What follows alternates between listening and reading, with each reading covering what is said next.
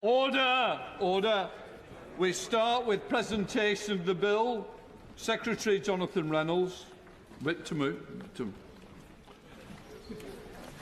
Okay. Steel Industry Special Measures Bill. Second reading what day? Today. Today. We now come to motion number 1 on the Steel Industry Special Measures Bill of the House. I call the Minister to move. The Leader.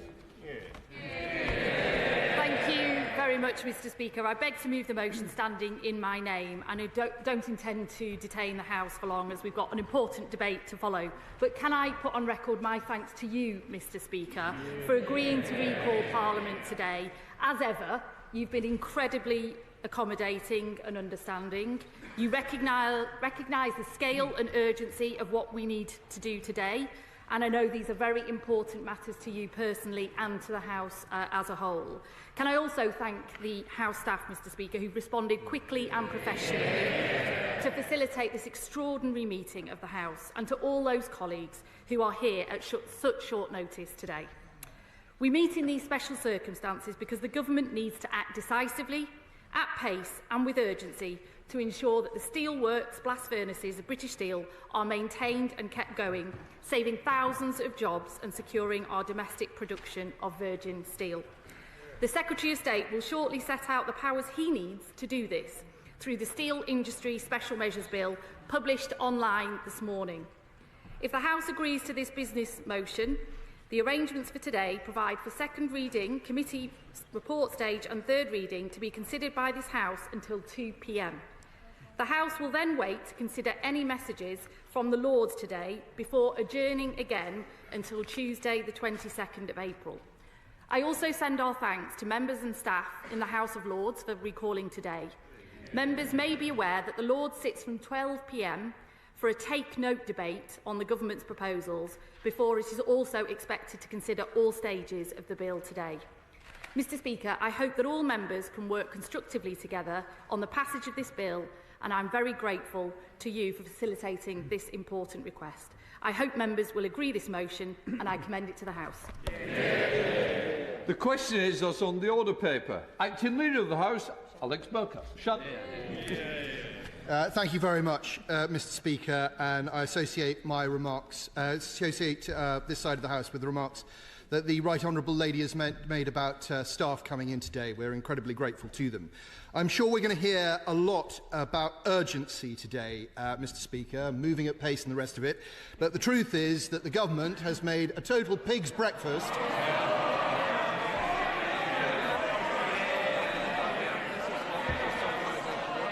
Has made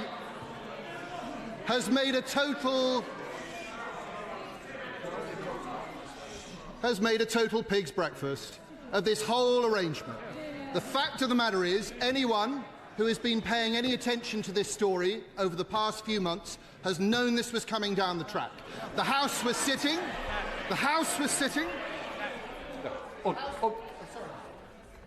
We've come back, it's Saturday. It doesn't mean it's Crackerjack Day. We're going to listen. Come on, then, let's go.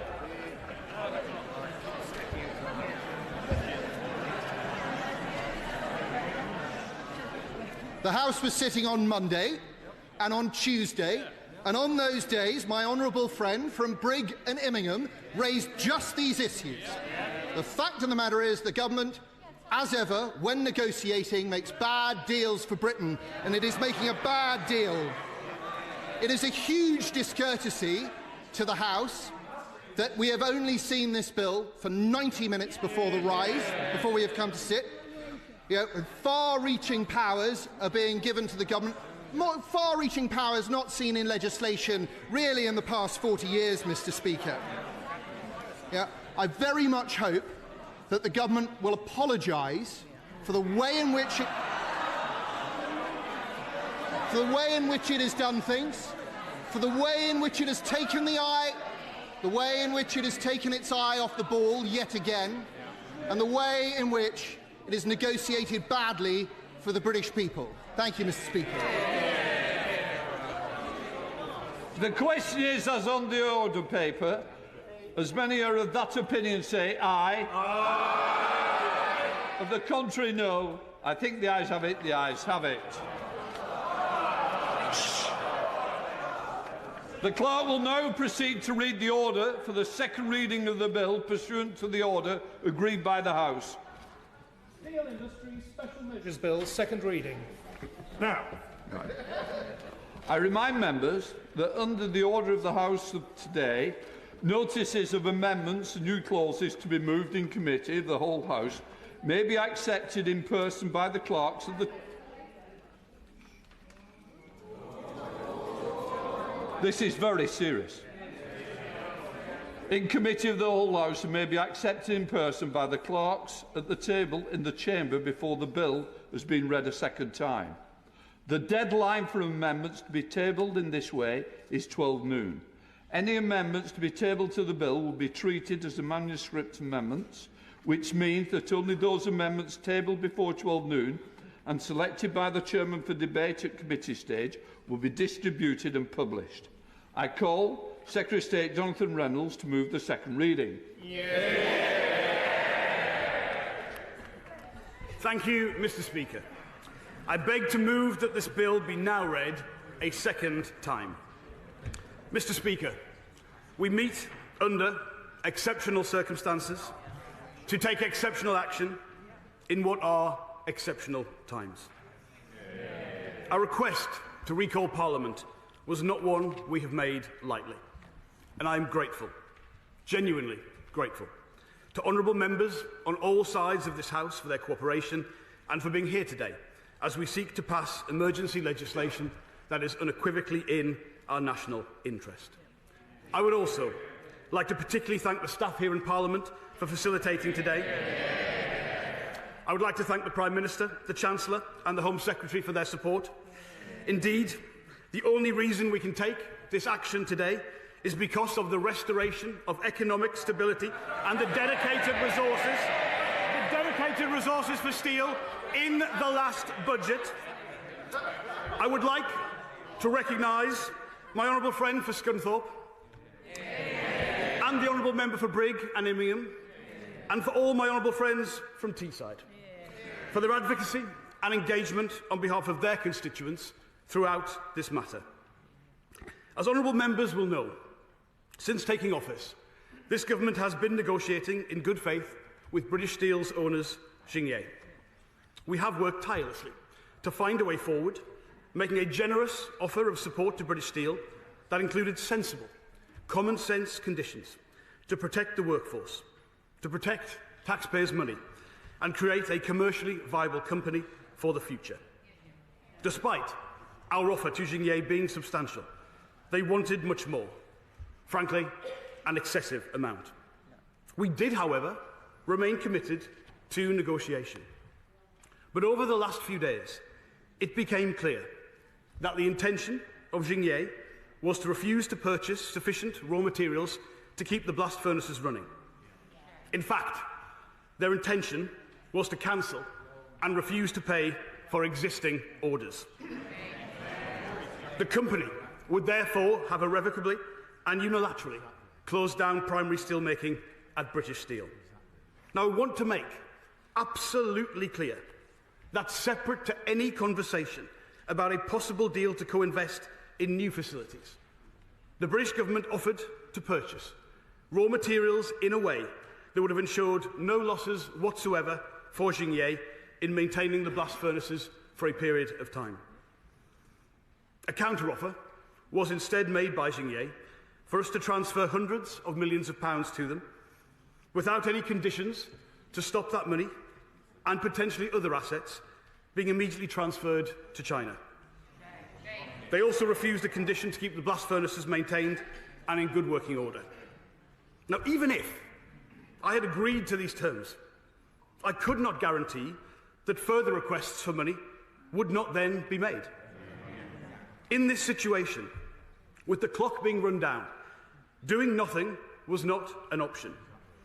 We could not, will not, and never will stand idly by while heat seeps from the UK's remaining blast furnaces without any planning, any due process, or any respect for the consequences. And that is why I needed colleagues here today. And I'll give way to the member for Brigg and Immingham, or I think the honourable member. Thank you. I thank the right honourable gentleman for giving way. It begins to sound, from what he has described, as though Xingye are trying to manoeuvre the government actually into a recompensed nationalisation. Will he make plain that in the event they try and manoeuvre us into a nationalisation, we'll pay not more than a penny for it? Well, I thank the honourable member for his question. To be clear, we would always, in a situation where the state transfers a change of ownership to it, pay the fair market value for those assets. Now, in this case, the market value is effectively zero, so I take his point entirely. I would say the intention of Xingye has not been to engineer that situation. Their intention has been to keep the downstream mills, which colleagues will know are fundamental to our construction steel industry, and supply them from China rather than from Scunthorpe. And that would be a particular situation. I'll give way to the honourable member. The Secretary of State for giving way. Is it now the view of the government that primary steel production within the United Kingdom is an overriding national security issue? Well, no, I think we've had this exchange on the dispatch box before. I believe that capacity is an important one. The steel strategy looks at new ways of doing that, not just protecting the past, but what the future might be, particularly DRI, a technology I think is of significant potential interest to us in future. But I do think the particular situation here, with the last remaining blast furnaces and the proposition put towards us, meant this is an exceptional and unique situation that I do need all colleagues to recognise. The legislation ahead of us today is therefore a proportionate and a necessary step. It allows us to take control of British Steel's blast furnaces, maintaining steel production and, by extension, protecting the company's 3,500 strong workforce. Now, the bill does not transfer ownership to the government. We'll have to deal with this matter at a later date. I took the decision, Mr. Speaker, that given the exceptional nature of a recall, it would be better to limit the powers in this bill, which are still significant, rather than introduce more complex matters of property rights and public ownership at this time. I'll give way to the point. To him for giving way. He is taking extremely extensive powers for the government, applying to what he describes in the bill as specified assets. That is not, as far as I can see, limited to blast furnaces or indeed to assets required for the making of virgin steel. But at the same time, would he accept that what he is doing is leaving two hands on the tiller in the operation of all of these steel-making companies to which the bill may apply? In other words, he is saying the government can direct a company in relation to specified assets, but it can do other things of its own initiative. Would he recognise he's creating some considerable legal complexity here in terms of the operation of these companies going forward? And why is that the right approach? I'm extremely grateful to him for his thoughtful question. The fundamental purpose of this bill is allow me as Secretary of State and this government to take control of this situation. Now, the reason it is the steel industry special measures bill and not specific to British Steel, as he will know, that would create a hybrid bill. That would be a far more complex procedure, and with the clock being run down, that was not an available option. The powers in the bill broadly replicate the situation if the Civil Contingency Act had been triggered. But rather than seek to trigger that, to meet that threshold, I'm seeking parliamentary permission to do so, the consent of this House and the other place, which I think is a better way forward. I will make clear to him and to the House, I want this to be a temporary position. I do not want these powers any minute longer than is necessary. But I do need these powers to rectify and save this situation. I'll give way to the honourable member. I'm most grateful to the Secretary of State for giving way. Given that the Secretary of State has inferred that actually the owners, Xingye, are not acting and have not acted in good faith, surely the right thing to do is to seize this great opportunity now, this weekend, and nationalise British Steel.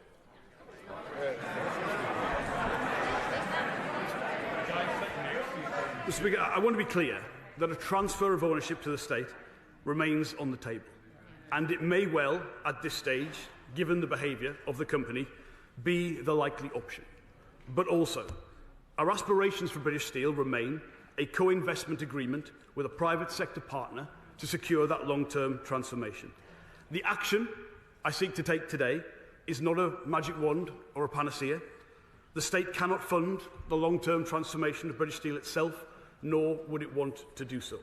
But a failure to act today would prevent any more desirable outcome from even being considered. And that is, again, why we must act today. I'll give way to my honourable friend.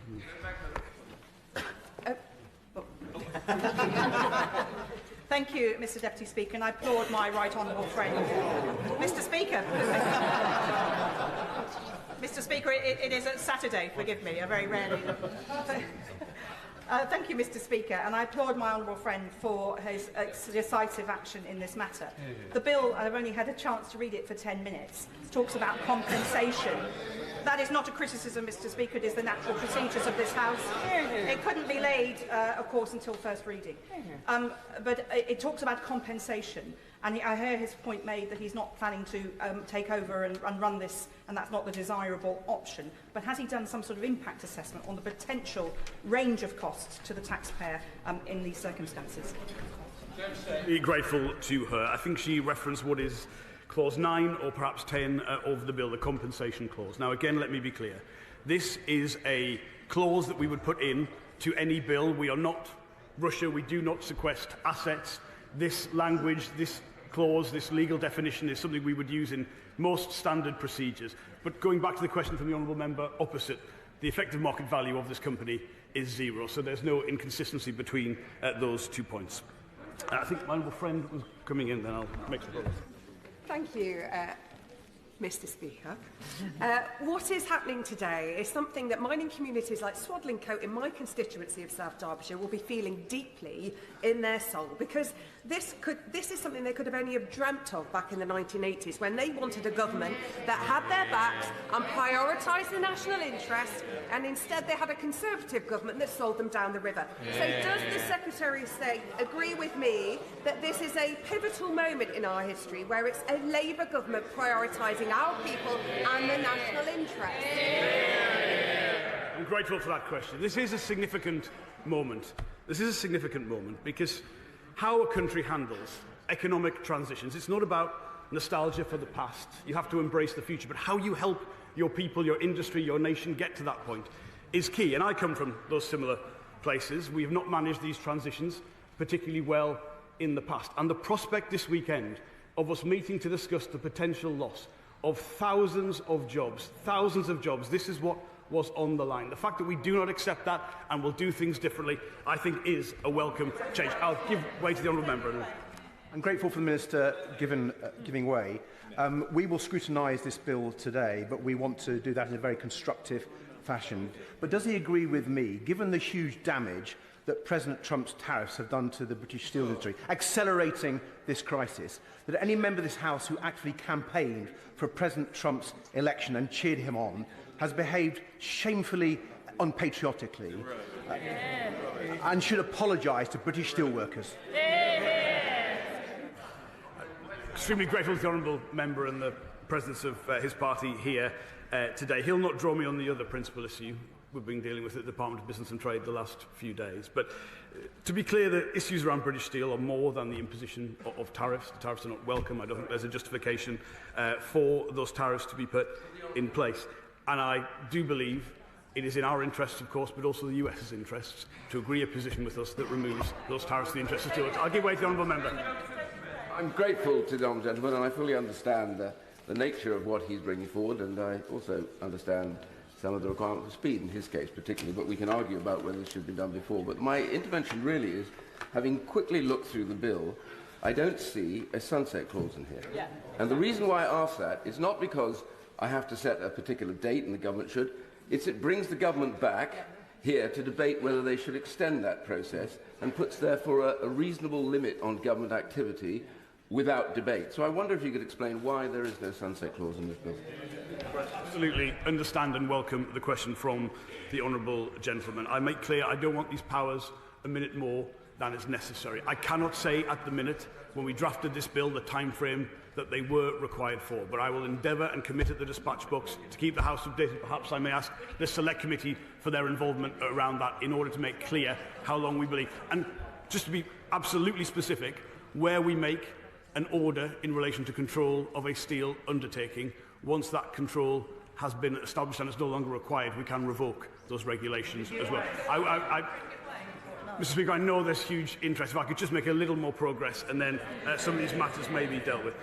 Mr. Speaker, this is what it means, as colleagues have said, to be a government unashamedly on the side of working people, and one that will not ever hesitate to take action to protect this nation's assets and this nation's economic security. Now, I understand that some have asked about precedent or referenced other troubled industrial situations. And to be clear, again, this is an exceptional situation, a unique situation. And the question for all members is whether we as a country want to continue to possess a steel industry. Do we want to make the construction steel and rail we need here in the UK, or do we want to be dependent on overseas imports? As a government, we are not passive in any way about the future of British industry. And I give way to the SNP. State for giving way. He's made reference to unique and exceptional and energy transitions, thousands of jobs. In the Scottish context, many minds right now will be very much focused on the situation in Grangemouth, where we know that hundreds of jobs are going to be lost directly, thousands of jobs in the supply chain. Now, were I, or perhaps even the local member for Alloa and Grangemouth, to bring forward a similar bill in respect of Scotland's only oil refinery, to save it, to give him the executive power to do as he pleases, as he is doing with British Steel, would the Labour Party back it in the same way as it is backing this bill today? Well, I'm pleased for the chance, Mr. Speaker, to address this particular issue. The importance of Grangemouth is why this Labour government has pledged £200 million to secure its long-term future. And it is an important asset. It is not the only remaining. It's one of 3 crackers in the United Kingdom. That's important. But specifically, it is not a comparable situation. And the behaviour of the company is not comparable to the situation in this case. I also want to say to him, and indeed to all members, this is why we fought and fought and fought again to secure the future of British shipbuilding by saving all 4 of the Harland and Wolff sites in England, Scotland and Northern Ireland. He will know the commercial interest was not in the Scottish yards, but we held them together precisely because of that commitment to Scotland and to the Union. It's also why, within weeks of taking office, we secured a better deal for the workers at Port Talbot. So we have repeatedly acted, and we will continue to do so no matter how hard the circumstances. I give way to the honourable member. Well, friend, does he agree with me that the failure of the Tories and the SNP to develop an industrial strategy for Scotland meant that they had no plan for Grangemouth? They knew for over a decade about the problems at the refinery and did nothing. Does he agree with me that as soon as Labour came into power, we got to work and delivered support for the site, the workforce and the local community? Here. Well, I endorse those comments entirely. I don't believe there is a history of the SNP calling for nationalisation of Grangemouth. They were as ever on the bandwagon. I think we would all recognise they don't campaign on their record in running Scotland, they campaign on grievance. And he is absolutely right that the contrast is a Labour government in this place that is on the side of working people everywhere. One more. The Secretary of State mentioned Port Talbot, and in appreciating the unprecedented circumstances we find ourselves in today, when the Government has very rightly moved quickly to safeguard primary steelmaking, the Secretary of State will be very mindful of the extraordinarily difficult circumstances the steel industry in South Wales has faced. In appreciating the £80 million fund available, can the Secretary of State make sure also that South Wales and Lamwyn benefits from its share of the £2.5 billion Clean Steel Fund? Can that be at the forefront of his mind also? Speaker, I'm incredibly pleased for the chance to answer this point that has been raised. So the Port Talbot deal was originally negotiated by the previous government. I did try to reopen that. I went to see Chandra in Davos. I flew to Mumbai to talk to him about it. I kept, to be frank, Port Talbot open on polling day because it would have closed because of industrial action that almost took place. The present government were absolutely nowhere to be seen even before the result of the election was in. We were not able to reopen the deal, but we did negotiate a better deal. And just to be clear, as a result of that, Port Talbot is in a stronger position than British Steel because it has that long-term future in place, because we improved the deal that she botched at that time. And to be clear, the £2.5 billion Green Steel Fund the Chancellor has put in place is in addition to the £500 million already going to Port Talbot. That's an incredibly important point. Give one more intervention, my friend. for giving way, and I thank him for acting in the national interest, which is completely the opposite when the member for Clapton said he was against intervening to save British Steel 2 years ago. Does the Secretary of State think he said that in the British interest or in the foreign interest the Reform Party seek to serve?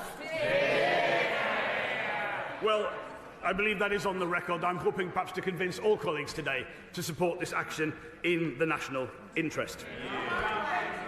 OK, I've been waiting one time.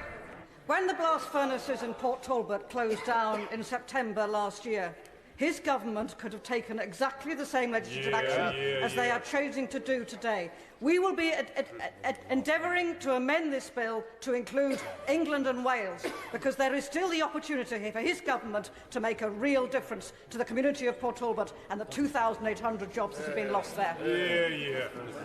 Don't want to embarrass the honourable member, but the blast furnaces have already closed at Port Talbot. They are not available to be saved. That situation has moved on. And indeed, let me stress again, Port Talbot is in a stronger position because it has that long-term future in place and additional investments potentially there through that Green Steel Fund. But, Mr. Speaker, I think I must progress. I can see your indication to do so. Mr. Speaker, I'll give one more intervention to him. I thank my honourable friend for giving way and the considered way he's looking after the national interest. The steel unions, the GMB, Community and Unite, they'd like clarification that any board set up, that they will have steel workers at the heart who have kept this going through thick and thin. Remain in close engagement with all of the unions who clearly have been closely monitoring the situation. Again, I reiterate, this is not in itself a change of ownership through this bill. It's a change of control to rectify the situation, but I'll certainly have regard for the comments she has made and the role of the workforce, of course, at all stages. Mr. Speaker, when it comes to steel, we will never accept the argument that steelmaking is a sunset industry. Steel is vital to every bit of the modern economy. Domestic demand for steel is only set to go up, not down. In the last few weeks alone, we've seen Heathrow Airport announce multi-billion-pound expansion plans requiring 400,000 tonnes of new steel. We've seen Universal Studios confirm they'll be building Europe's biggest theme park, and where possible, they'll use UK-made steel to do it. This government is backing the builders, not the blockers, and because of that action we take today, we have the chance to feed that boom with steel made in Britain. Mr. Speaker, the legislation we're setting out today will also help end the uncertainty that has been hanging over British Steel's Scunthorpe site for too long. And I welcome the opposition's support today for this recall. But this issue should have been resolved years ago. I also believe they may now view it as a mistake to have given this essential national asset to this company. But I have to address, and I do this as a matter of genuine regret, the statement I saw made by the Leader of the Opposition yesterday. Because she claimed that, while she did my job, she negotiated a modernisation plan with British Steel to build an electric arc furnace at Teesside, followed by one at Scunthorpe. Mr. Speaker, I wish to make unequivocally clear to the House the new government inherited no such deal. We could not renege on that deal because it did not exist. On day one, I was told there had been a lack of progress on this matter to date. So if such a deal was negotiated, somehow in secret, I would ask the Leader of the Opposition to say how much money she agreed to give Xingye for this deal, what were the conditions placed upon it, and to state the obvious, building 2 electric arc furnaces in 2 different locations would be more expensive than building one in one location. And given Xingye's request to build 2 furnaces in Scunthorpe was for £1.2 billion in taxpayer support, what... Point of order. Come in, Ben. Mr. Speaker, I would like advice on how to counter the points which the Secretary of State is making, given that they are factually incorrect, and they're factually incorrect and a complete misrepresentation of the situation that he inherited. It's just been clarified by her good self. I can say I can't make the Secretary of State give way when you want to come to dispatch spots, but I'm sure if he notices again, he may wish to. Secretary of State. Speaker, this is an excellent chance to clarify this, because if the Leader of the Opposition agreed a deal with Xingye to cause massive job losses in Scunthorpe, transfer the jobs to a completely different place at higher cost than the request the company made to us, I think she should be able to tell us, and I'm more than happy for her to give Mr. Speaker, Labour cannot negotiate. We were negotiating a modernisation deal that would have had limited job losses, just like we had in Port Talbot. They inherited a functioning commercial deal in Port Talbot. The same was going to happen with British Steel had we not had a snap election. What he is doing now, Mr. Speaker, is the union-pushed deal. They brought that deal to me, Mr. Speaker. I said no, he said yes. Mr. Speaker, this is genuinely revelatory. I say again, if Xingye's request was for £1.2 billion to build at lesser cost in one place, what was the sum of money agreed by the Leader of the Opposition when she was Business Secretary to build in two places? Give it, because it certainly wasn't in the accounts of the Chancellor. I will give that. How much money was agreed to Xingye to close the jobs in Scunthorpe? Mr. Speaker. When you are negotiating, you do not have... They're cheering and laughing because they love this. They think that the public taking on billions of pounds of liabilities is fantastic.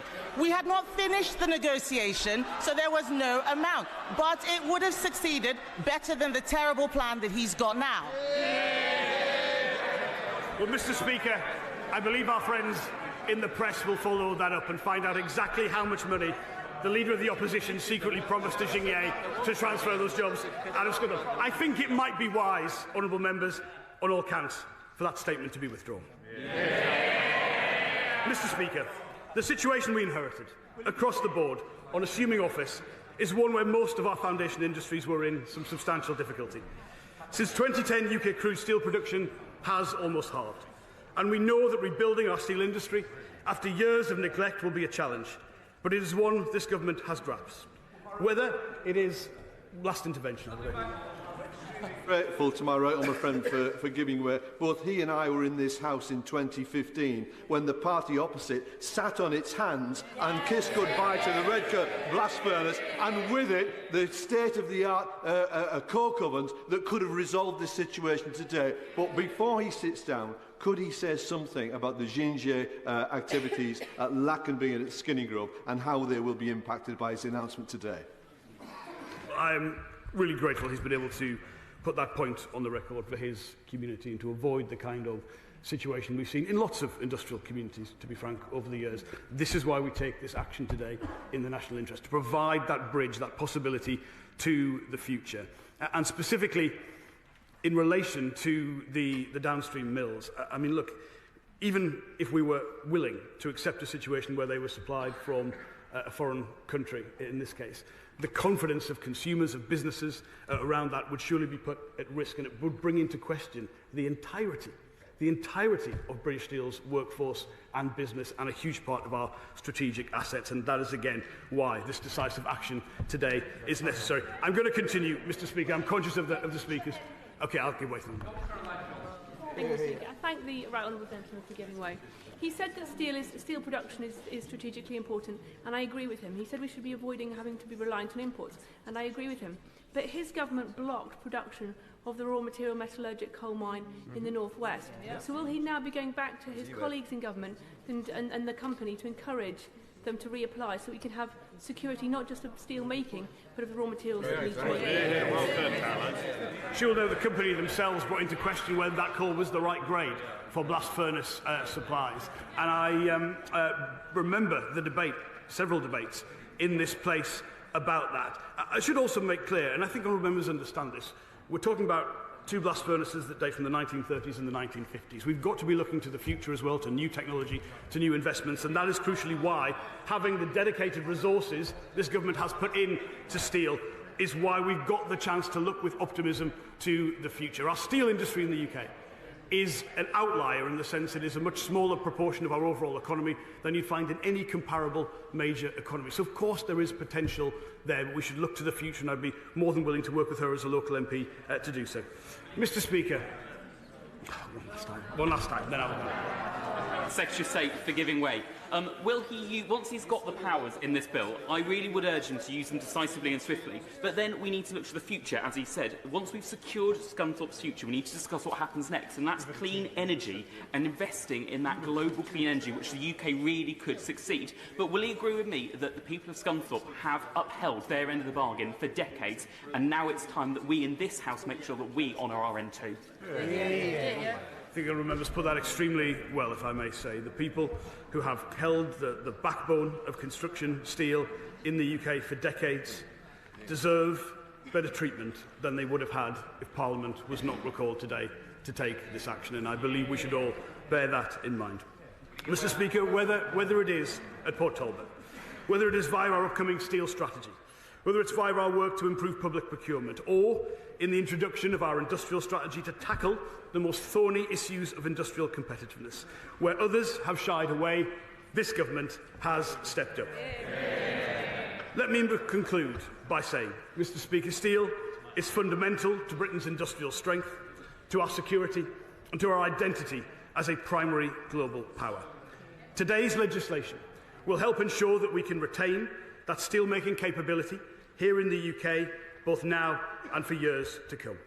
For British workers' security, for British industry's future, and without hesitation, in our national interest, and for the workers of British Steel, and for their families, this action today is essential, and I commend this bill to the House.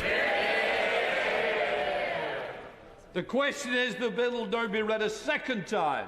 Shows Secretary of State Andrew Griffiths. Thank you.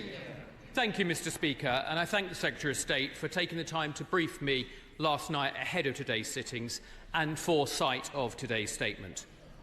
Mr. Speaker, to fail to prepare is to prepare to fail.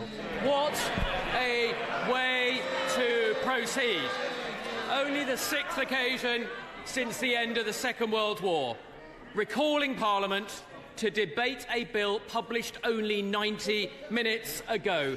This would be conduct unbecoming of a parish council. Our country, our economy, this Parliament all deserve better. And it's why the amendment in my name at least puts a sunset on today's bill, and I hope the government will accept that. Mr. Speaker, today is not a failure by the steel workers of Scunthorpe and elsewhere, their families or the community. They've toiled for generations to ensure we have the primary steel we need for our structures, our safety and our security. This is a failure on the government's watch. Let's be crystal clear what today means. We are entering a tunnel with only one exit. This is a botched nationalisation plan revealing the government has no plan. In government, we acted to secure Port Talbot and were negotiating a plan, including British Steel's preferred option of an electric arc furnace in Teesside. That would have limited job losses and kept Scunthorpe running in transition. Once again, when Labour negotiates, Britain loses. The Chagos Islands, US tariffs, the train drivers, and now this latest crisis. Mr. Speaker, a bad toolmaker blames his tools. But this time, they've only themselves to blame. I'll give way. I think the Shadow Minister... Right. Sorry, Matt Weston. Thank you, Mr. Speaker, and I thank the honourable gentleman for giving way. But doesn't he not accept that in the years between 2010 and 2023, steel production in this country fell by 50%, 42–50%? Does that not actually underline the lack of strategy under the last government? Mr. Speaker, I'll talk about the difficulties facing steel around the world. But let's just be clear. Let's just be clear, Mr. Speaker. Let's be clear what is happening today.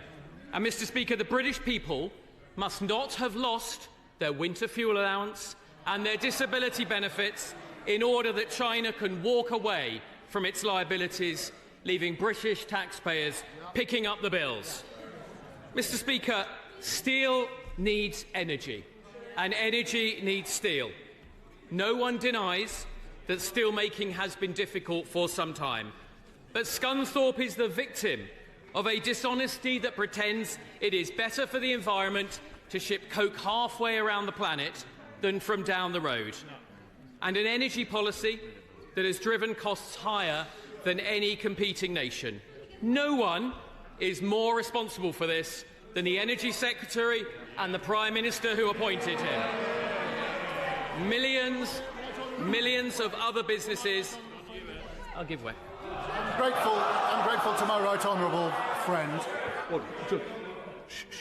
Graham Stewart, those who keep intervening will go down the list, just to remind, so everybody gets a fair chance. Graham Stewart.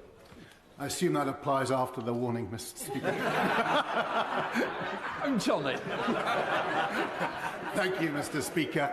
We have a government which is shipping coking coal, I believe, just off the coast of Lincolnshire today, from Japan, when it was perfectly possible to have the greenest production of coking coal in the world, in Cumbria, with thousands of jobs. And isn't it a disgrace that this government turns its back on jobs in Cumbria and indeed in the North Sea, because it puts ideology ahead of practicality and even ahead of the environment?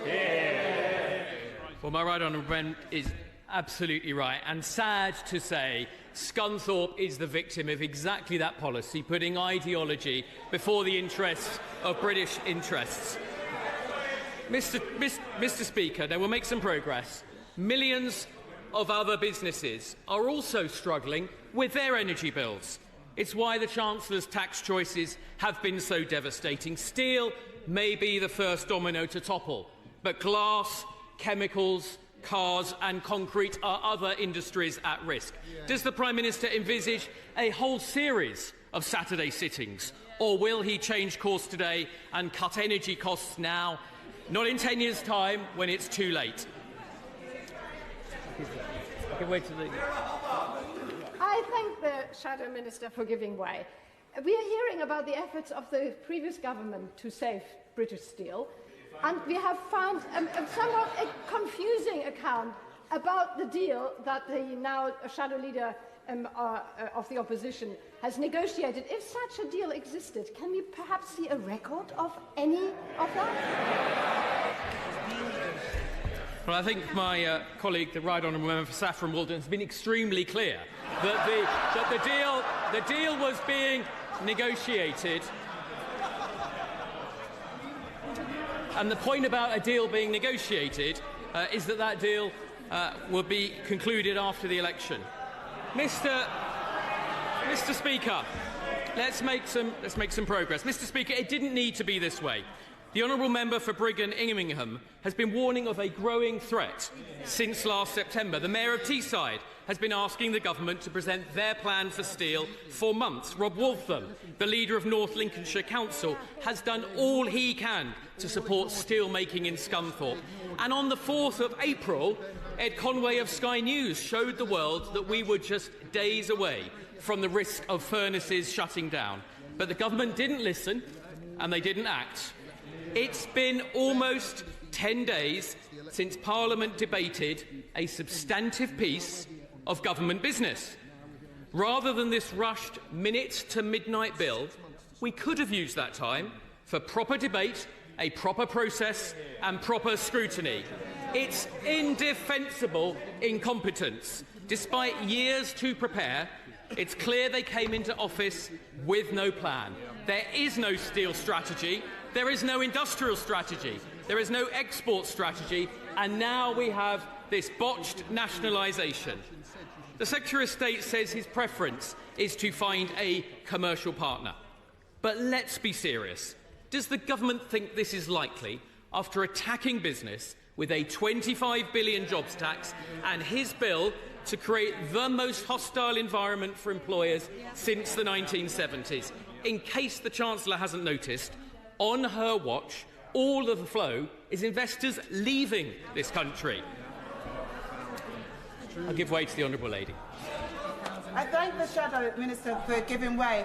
I'm still a little confused as to what the deal was that the last government negotiated. And seeing as the leader couldn't answer it and you didn't respond, I just wondered if you could please just clarify that situation for the House. Thank you. Well, I'm not surprised the Honourable Lady's a little confused. As I said, the government has failed to lay out its plan, and it's failed to afford this House the opportunity to debate their plans. And Mr. Speaker, everything we have heard this morning says the government hasn't really thought this through. Steelmaking is complex, intense, it's highly operational. Iron ore has to reach thousands of degrees to become molten iron. It's a dangerous process, and there is a serious risk to health. Yet in Birmingham, Labour struggled to collect the bins. From midnight, sit down. From midnight, the Chancellor will be standing behind the payroll, settling every bill with every supplier, even if they're in arrears. If these decisions no longer sit with the plant owner, where does the buck stop? Old Admiralty Building? The Treasury? Number 10. And how can other steel providers have any confidence in the impartiality of the government's steel strategy if the umpire is now on the pitch? What assessment has the government made of the impact of this bill on public finances? There is no impact assessment. The government's been talking to British Steel for 9 months. They've put at least 500 million of taxpayers' money on the table. Surely by now, he and his officials have a comprehensive understanding of the costs of the actions he is asking us to vote on. What disrespect to this House for the government to come along today to recall Parliament after 9 months in which they failed to land a deal and ask us for a blank cheque. This is no way to run a corner shop, let alone the country. Has anyone in government asked the ONS? If they sit down, they might learn something. Has anyone in government... You'll sit down, actually. Can I just say, the member, it's his choice whether he gives way. Don't keep hanging around. I'm doing it. Well, perhaps they'd like... I'll take an intervention if they want to answer this question, which is, has anyone in government asked the ONS whether, as a result of the powers that are being taken in this bill, British Steel will, from today, be classified as publicly owned, whether it's been formally nationalised or not? No answers. Mr. Speaker, the market knows. The market knows. He's a bit slow.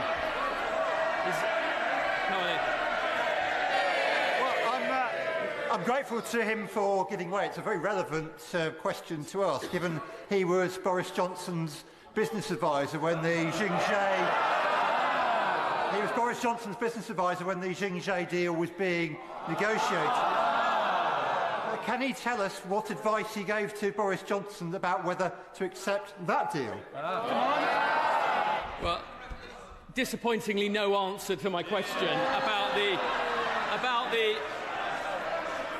about the ONS and the important question of whether this asset sits on the government's balance sheet tonight or not. But perhaps in winding up, the Minister will provide an answer to that important question that affects the nation's finances. Mr. Speaker, the markets know, the world knows, and we know the Chancellor's headroom was inadequate from the very moment she sat down about her last emergency budget. Only this week, the Bank of England took the unprecedented step of cancelling the planned sale of government bonds. Today's botched nationalisation will further unsettle international markets. So can the government tell us when the Chancellor will be presenting her next emergency budget and what plans she has to update the markets? So there we are, Mr. Speaker. A disrespect a disrespect of this House. The government has treated Parliament with disdain. 9 months of dither and delay. A botched nationalisation of steelmaking with the British taxpayer on the hook. It's crystal clear. When Labour negotiates, Britain loses. This is not a serious government. It's a government shaped by events, not one in control of them. It's a government by sulky teenager, not sharing their plans, not answering the question, and when it goes wrong, it's everyone's fault but theirs. The Select Committee. Are you voting against it? Thank you very much, Mr. Speaker. I wonder if you'll forgive me for returning the debate to the bill in front of us today. Because this bill is about saving British steel. That's what this debate should be focused on today, and I want to commend the Secretary of State for bringing forward the powers to achieve that goal. The Secretary of State has today acted with decisiveness, with speed and with certainty. I want to thank him for the bill that he's presented today. I think he has acted in the national interest. He's acted to safeguard our economic security, and I'm delighted that he has acted in line with the advice of the Select Committee tabled with him 10 days ago. As we know, Mr. Speaker, that doesn't always happen. So we urged the Secretary of State to maximise pressure on British Steel's owners, not to do what was easy, but to do what was right. And today the Secretary of State has returned to the House with a bill asking for the powers to do exactly that. Mr. Speaker, this legislation matters not simply because it protects 3,700 jobs in Scunthorpe, not simply because it protects 37,000 jobs in the steel supply chain across our nation, not simply because it safeguards nearly £2 billion worth of economic output. This bill matters today because it defends our economy, it defends our security, and therefore it defends our future. At the heart of this debate, Mr. Speaker, the heart of this debate is actually a very simple question. Can we entrust a critical national asset to a company that we do not trust? I say no. We cannot, we must not, and we dare not. We are presented with a very simple challenge. In British Steel's owners, we have a company in possession of an asset that we need, yet it is a partner that we do not trust. In a world where threats to our economic security multiply each day, we cannot allow that risk to fester at the heart of our industrial core. I give way. Very much. I thank the honourable member for giving way, and I wonder if he would agree with me that there is a wider issue at stake with all of our energy security and national security. We've seen what could go wrong with a company that we do not trust, which is Chinese, and we see the Chinese influence in other vital sectors, particularly our energy industry, increasing. Should this not underline our concern and act as a warning that we do not want the Chinese to have control of our energy supply? To answer in this House a very basic question, which is, if we cannot trust a company, can we entrust a capability that we need to it when it is so vital to our strength? It's one of the reasons that our committee has set up a new subcommittee on economic security. We will be reporting back to the House on the state of economic security in our country before the summer recess, and I look forward to her comments on that report. But the general point, Mr. Speaker, that I want to land is this. What we value most cannot be entrusted to those we distrust most. The timing of this bill today is critical. We live in an age of intensifying insecurity. President Putin's violence is unabated. China's military build-up is unabated. And now President Trump threatens to upend the free trading system. In such a world, to surrender our ability to make primary steel would not be a misfortune, it would be negligence. I give way to my honourable friend. Thank you. I thank the honourable member for giving way, and he will know on the committee we've spoken to defence companies about how necessary it is to not rely on imports at a time like this. So does he agree with me that national resilience and defence rely on an industrial security? Honourable friend is absolutely right. And what we need to remember in this debate today is that 95% of our rail infrastructure is made by British Steel. British Steel supplies 3/4 of every major construction project in this country. We're about to invest, thanks to the Chancellor, £10 billion in the rearmament of this country. Much of what we need to put in place in the future will be made by British Steel. How can we afford to let British Steel go out of business today? How can we vote against the bill which is on the table in front of us today? British Steel is not simply a pillar of British industry, it is a cornerstone of our economic security. I give way to the honourable member. To the right honourable gentleman for giving way. Would he agree with me that this argument, as a card-carrying advocate of industrial strategy, applies also to some of our key other high-growth sectors? In fusion, in quantum, in space, we have got to accept that the days of easy globalisation are over and be a bit more strategic about how we support our emerging industries.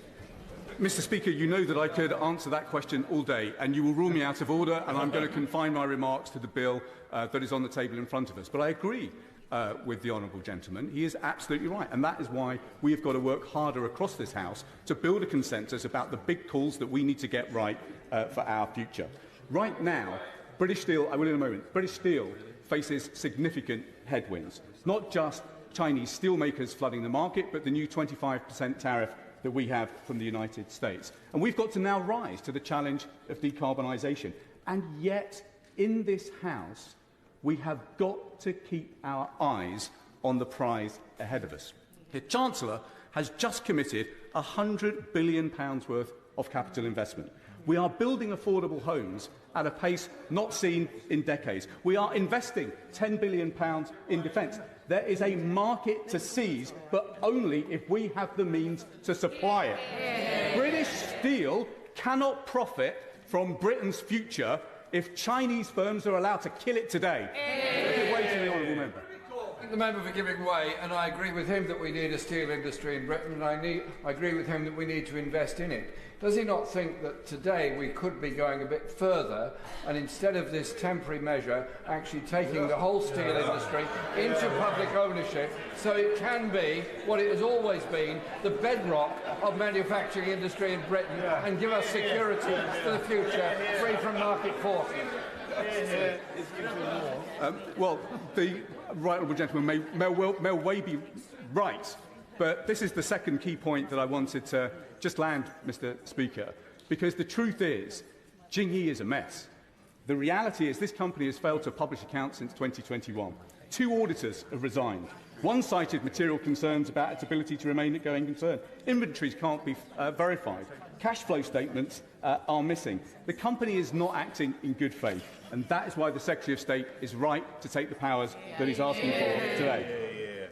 I will in a moment. Mr. Deputy Speaker, it is clear that the escalating trade war between China and the United States now created the imperative to act today. It is clear that Zhengyi was about to move primary steelmaking capability from Scunthorpe back to China and merely use the downstream mills in Scunthorpe. That may have been good for China's economic security, but it is not good for Britain's national security, and that is why we need to give the Secretary of State the powers that he is asking for today.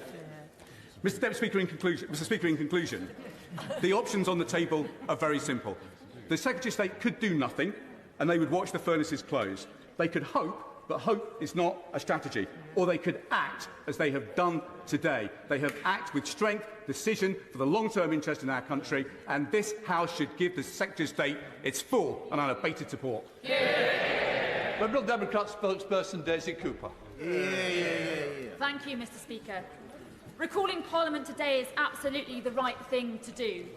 But to be frank, it is extraordinary that we find ourselves in a situation where our sovereign steel industry is in such peril as a result of the Conservatives' failings, and where the Labour government is now trying to give itself unprecedented powers. Thinking back, it is quite astounding that even after British Steel was sold for £1, even after British Steel entered insolvency, even after the government's insolvency service temporarily ran the firm, the Conservatives pressed ahead to erect more trade barriers through their botched Brexit deal. They scrapped the Industrial Strategy Council and allowed the sale of the steel plant to a Chinese firm, which now, according to ministers, is refusing to negotiate in good faith to at least keep the plant going. The Conservatives were asleep at the wheel. They failed to tackle energy costs, they failed to tackle business rates, and now Trump's tariffs and his contagious protectionism is now the straw that has broken the camel's back.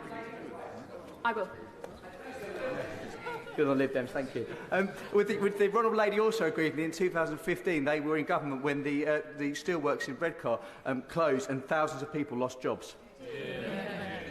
As he will know, the three things that I just outlined, British Steel being sold for £1, entering insolvency, and the government's insolvency service being temporarily running the firm, all happened in 2019. Mr. Speaker, with Putin's barbaric war in Europe and Donald Trump's disastrous tariffs causing economic turmoil around the world, we must secure the future of steel production here at home.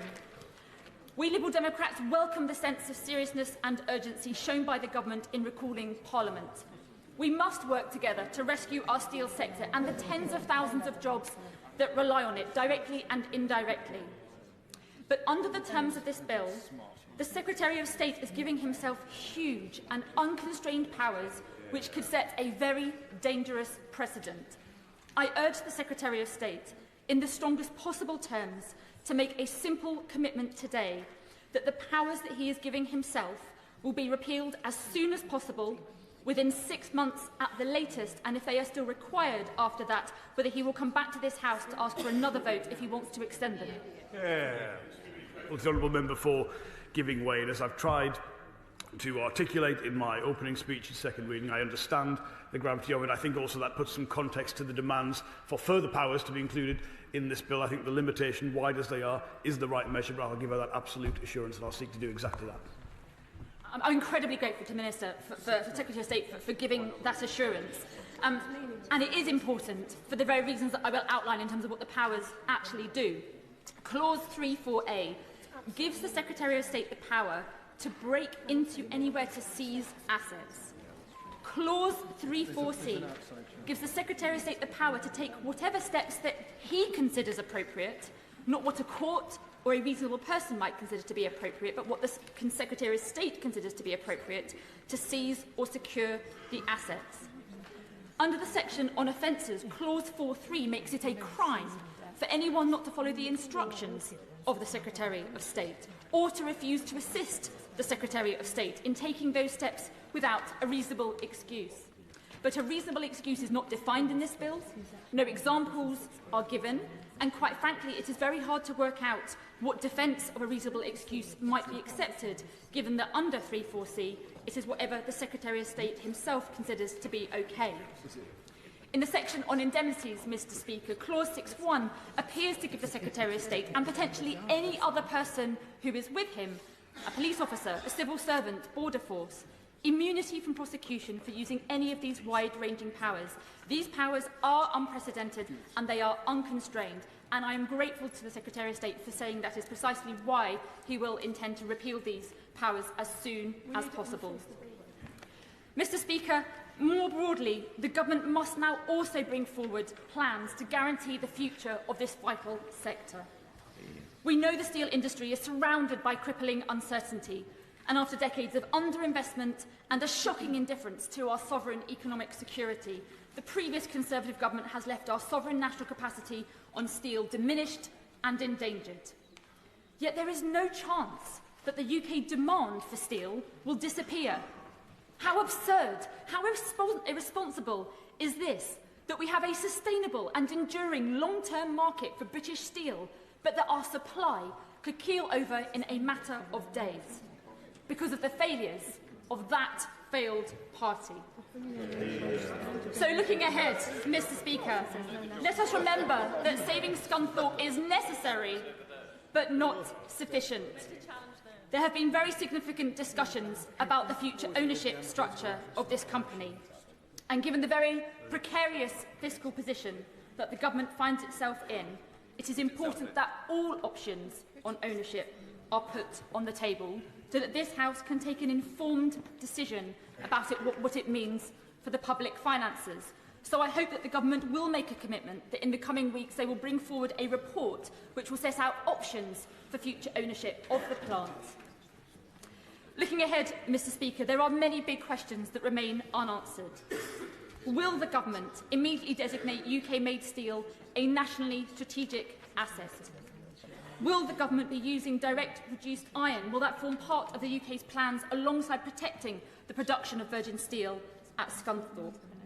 When will the Government bring forward a comprehensive plan to ensure that more British steel is used in vital infrastructure projects from defence to renewable energy? Will ministers work shoulder to shoulder with our European and Commonwealth partners to tear down trade barriers, including negotiating a customs union by 2030? Will the Government develop initiatives to retrain and upskill workers across the country as we transition to greener methods of steel production? How does the Government intend to respond to calls from UK Steel, which is calling for the Government to achieve the lowest electricity prices in Europe, to achieve parity with competitors on network charges, and for wholesale electricity market reform? This case should also raise concerns, Mr Speaker, about the role of Chinese corporate interests in the UK's national critical infrastructure. The decision by British Steel's Chinese owners to turn down the Government's offer of £500 million of support to support the future of the Scunthorpe plant has directly precipitated the current crisis. We must now be clear-eyed about the potential risks posed by Chinese involvement in our country's vital infrastructure. To that end, can the Minister tell the House when the Government's promised UK-China audit will be released, and as part of that articulate how the Government plans to strengthen protections for critical infrastructure? Can the Minister also assure the House that the Government has made an assessment of whether there is any risk that Xinye, on behalf of the Chinese Government, has deliberately sought to run down the plant and jeopardise the UK's capacity to produce steel? Mr Speaker, we are in a precarious position, and it is not as if the warnings weren't there. In 2022, the defence think tank RUSI said, domestically produced steel is used in defence applications, and offshoring the supply chain may have security implications. For example, in a scenario where multiple allied countries rearm simultaneously at a time of global supply disruption, such as during a major geopolitical confrontation. The fact that Xinye has now closed down the supply of raw materials is further evidence that it should never have been sold to them in the first place. And quite frankly, Mr Speaker, the fact that it is some Conservative MPs calling for a nationalisation really shows just how through the looking glass we really are. It is abundantly clear, isn't it, that as far as the Conservatives are concerned, on national security, they cut troop numbers by 10,000. On food security, they undermined our farmers with unforgivably bad trade deals. And on economic security, they have left our country with almost no sovereign steel capacity. The Conservatives left our island nation's security severely vulnerable, like flotsam in the sea, left passively bobbing up and down, or being bashed around by the tidal pools of international events. That's not correct. And as for the honourable members of the private limited company, Reform Limited, well, I think they have a bit of cheek to claim to support UK steel workers whilst cheering on their pal President Trump, whose punishing trade war is putting those steel workers' jobs at risk. Perhaps the company's directors who sit on these benches may want to come clean about whose side they are really on. Mr Speaker, times and again we have seen the failures of an ad hoc piecemeal approach to industry across all of our sectors, from the failure of our water companies to the shocking state of our national housing and the dismal situation facing our health service too. For too long there has been no stability for these industries, which are constantly fixed on a short-term basis, only to the point where they are practically held together by bits of string and tape and the dedicated workers who still remain. We Liberal Democrats stand ready to help constructively bring about an outcome that delivers real change. That's a problem. Diane Abbott. Mr Speaker, some of us today have been surprised to hear the opposition talk about a failure to prepare. The workers of Scunthorpe might say the opposition had 14 years to prepare and failed. British Steel's products are essential to industry, to this country's security, and to the delivery of major infrastructure programmes across the country, including in London. British Steel supplies Transport for London with the power rail London uses on the transport network, which is not currently manufactured anywhere else in the country. For railways like the Underground, power rail from British Steel is essential to the everyday operation of the service, which supports up to 4 million customer journeys each day. The closure of British Steel would have a very serious adverse effect on Transport for London services, as it would have a serious effect on projects up and down this country. So, above all, Transport for London believe in the importance of a UK-based supply chain for steel. Finally, everyone in this House understands that this bill is not about bringing steel into public ownership, whatever the opposition asserts. But some of us hope that moving on to nationalisation will not be ruled out. All of us on this side of the House believe in what works. But when it comes to privatisation, it certainly does not always work. The water industry comes to mind. Since privatisation, not a single reservoir has been built. Instead, billions have been poured into the pockets of shareholders.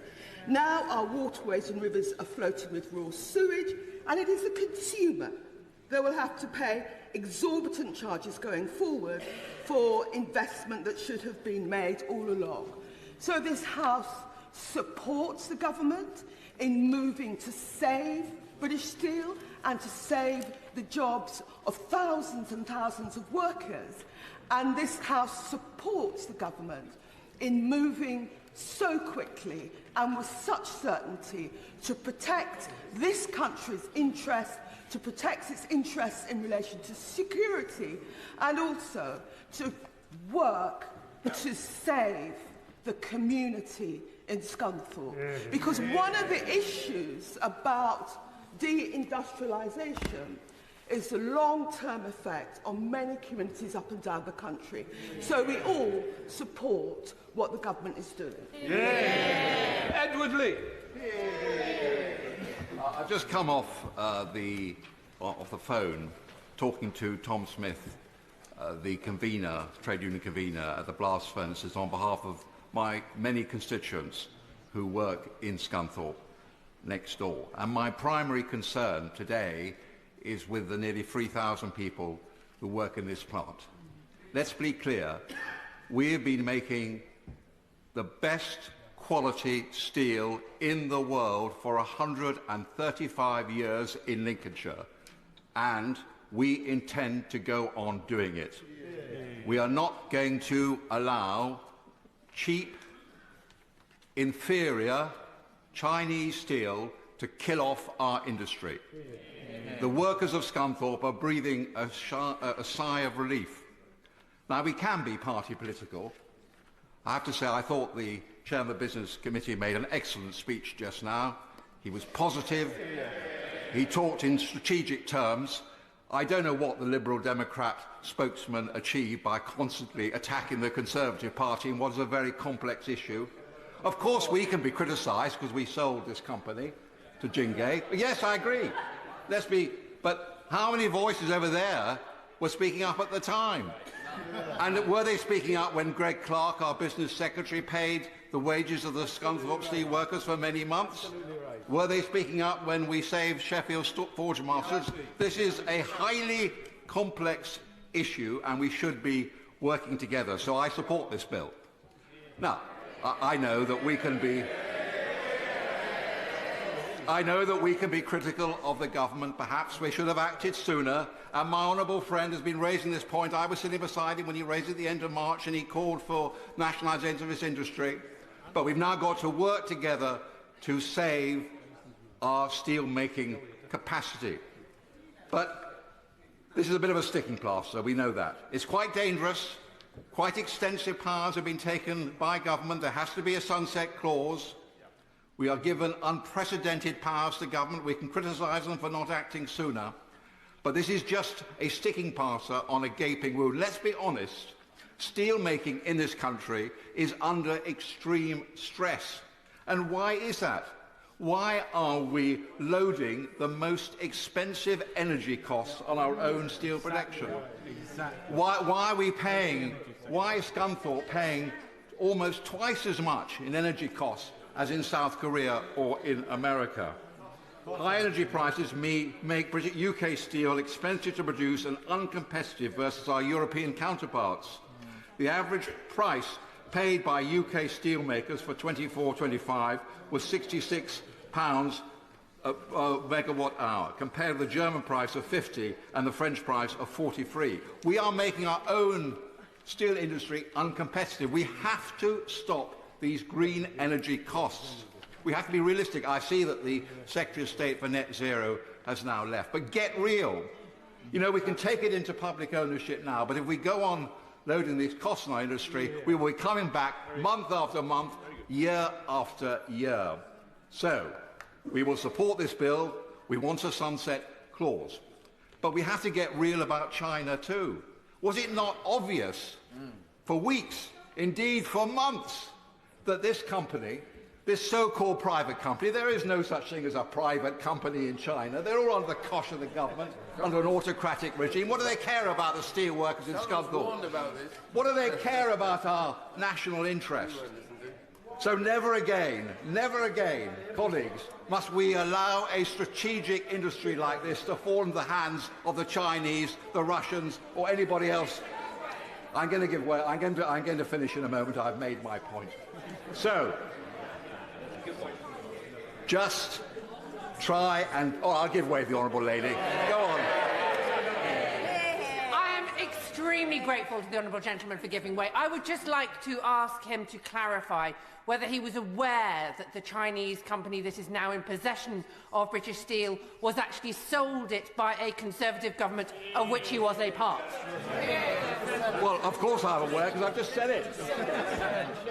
I've just admitted that it was a mistake, but I've asked everybody here, what were they saying at the time? Of course, silence. Silence! It's easy to be wise after the event, but I'm worried about my steel workers. I'm worried about their future. I'm not worried. Of course, our former leader, yes. I just want to make sure, he puts the record straight. Some of us on this side warned the government then it was the wrong act. Well done. Very well. Some of us apparently warned the government.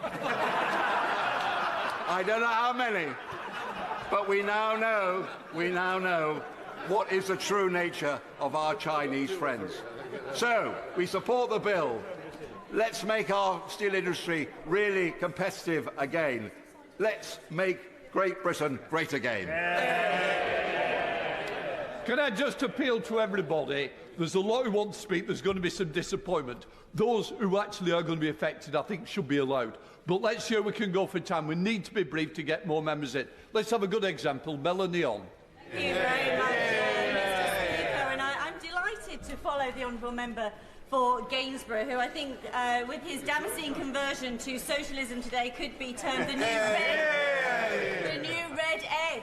I welcome the decisive action from the government today, bringing security for workers at Scunthorpe, grasping the nettle after the can has been kicked down the road for far too long. British Steel at Scunthorpe is not just of interest to that town, but emanates across northern Lincolnshire to my constituents of Great Grimsby and Cleethorpes, whether directly or indirectly. The employment and training opportunities that come from that single site are so important to our local economy. And the product, of course, is nationally important. And if I think about the businesses operating across the Humber and northern Lincolnshire, the industries that are relevant to securing The future of steel seems strong, from the Siemens factory in Gould to the boatyards of Hull and offshore turbines off the Cleethorpes coast. The products that Scunthorpe could have a role in producing are plain for us all to see. And those are the next steps the government must turn its attention to, because the measures today are not without risk. And unless we set a course for steel in the UK that closely aligns with our industrial strategy, this will only be another sticking plaster for a site that has already been put through the ringer too many times over the years. The powers the government seeks today will protect the workers at British Steel from any retaliatory measures that Jingye may have sought to take, which is welcome from those workers who have often felt at the mercy of the owners of the company and unseen by government. I give way to the honourable gentleman for Durham. I thank the honourable lady for giving way. Will she agree with me that one of the major ways in which we could secure markets for British steel is by the British First strategy that the Ministry of Defence has stated for the building of future warships? Rocker, has somebody texted a photograph out of here of what's going on this morning? OK, can people please not take photographs or text them? I don't know if it's the case, but your name's just been associated. Please. Thank you, Mr. Speaker. Well, I agree with my honourable friend. It is imperative that we tie all of the initiatives that this government is bringing forward, whether that is in defence or in other critical areas of industry, to make sure that we can secure the future of steel for the long term. To ensure that it has the best chance of success to secure a private partner or long-term commercial solution, the government must take all actions available within its powers to do all it can to make British steel viable. So I wonder if now is the time for government perhaps to look again at CBAM. The EU has already brought in the adjustment mechanism to protect against international steel dumping. So doing all we can, whether it is keeping down energy costs, and as I know the Minister has sought to do, investment through the National Wealth Fund, or indeed bringing in the CBAM, this is our chance to have a genuine, long-term solution for the preservation of British steel. Thank you. Martin Vickers. Thank you, Mr. Speaker. It's a pleasure to follow my Member of Parliament. And on this matter, we are in complete harmony. But before I go on to talk about the local situation, which is what I want to focus on, can I thank the Secretary of State for giving me a call yesterday evening and outlining the proposals that he was bringing forward this morning. I did say to him that I wouldn't be entirely uncritical, so I'm sure he won't mind a few sort of jabs here and there. The local situation is extremely critical, as has been pointed out. The impact not only on the workforce but on the wider economy of northern Lincolnshire would be extensive. I have been a resident in the Grimsby-Cleethorpes area all of my life, and I have seen the impact that can happen when a town loses its core industry. In the case of Grimsby, of course, that was the deep-sea fishing industry. But the reality is, when that happens, and it's happened to so many towns up and down the country as a result of the decline in mining, shipbuilding and other heavy industries, when that decline happens, it takes a generation or perhaps more, for the town to fully recover. And the last thing I want to see in my neighbouring constituency of Scunthorpe, and to the hundreds of my constituents who work there, for members who weren't here for the Easter adjournment, there was a handful of you who might have heard me say this only 4 days ago, but the site extends not just within the bounds of Scunthorpe, but way beyond into my Brigg and Immingham constituency. And the site is actually the equivalent of 1,133 Wembley football pitches. So that gives you some idea of the size of the site and the amount of work that would be needed if the work works were to close, there would be demands for vast government investment over decades in order to remediate the site and to provide new employment. Now, as I said, I wouldn't be entirely uncritical of the Right Honourable Gentleman, and I would refer him back to my first urgent question, which was on the 5th of September last year. And I said in that debate, there have been widespread media reports suggesting that coke will stop being imported from October, which would mean production would stop in Scunthorpe by Christmas. There are rumours concerning the fact that employees will be given notice very soon. That is obviously creating great anxiety among those directly employed by British Steel and those in the supply chain, which in northern Lincolnshire extends to many thousands of people and businesses. Now, thankfully, we've had a 6-month reprieve from those threats which were coming forward in October. But I have to say that the government have been a little dilatory on this. I know that negotiations have been taking place, and I appreciate that ministers cannot give away their negotiating position.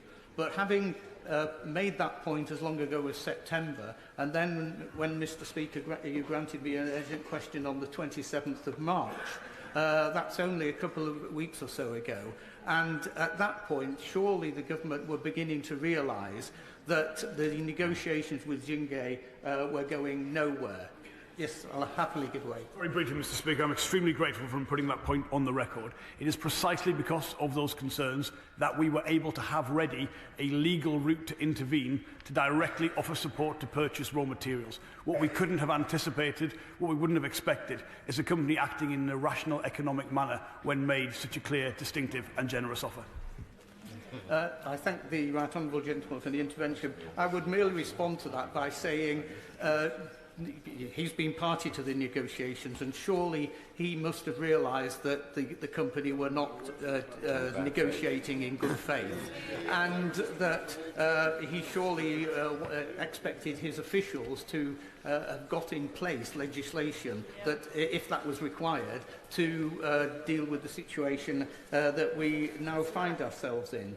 As has been said by others, this is not just crucial for the thousands of my constituents who work there, but for the defence of the nation. And I would very much assume and hope that MOD ministers have been lobbying the Secretary of State, making very clear their concerns. Locally, there is continuing concern. I will be supporting, as indeed the Father of the House has outlined, these proposals. I floated the nationalisation issue on the 27th of March. I have to say I see this as a stepping stone to that situation, and to those who will perhaps be demanding nationalisation now, today, I would say, look, this is a very complex issue. What matters more than anything else is the future of the workforce and the ability to produce virgin steel. And nationalisation legislation would not, I sincerely hope, be passed in 3 hours. It would involve a great deal. But having got themselves into the situation they have, the government are now taking the right action. I have to say there has been some disappointment locally following my question to the Prime Minister only 10 days ago, when he didn't take up the option to meet a cross-party delegation of MPs to discuss the situation. That has been greeted with some disappointment, to put it mildly, at local level. But now we've got to where we are. I fully support the government. I hope they accept the Sunset Clause amendment, which I think would be prudent of them. But I can assure them that I give them my full support today, and will continue to do so when they act in the best interests of my constituents. Yeah. Just before, can we try and help each other by not speaking? And I hope we've not got reams of paper in the next speech. Bill Esterson is a good example of where it won't be a long speech. Well, thank you. No pressure, Mr. Speaker. I'll put some of them down. Grateful to you.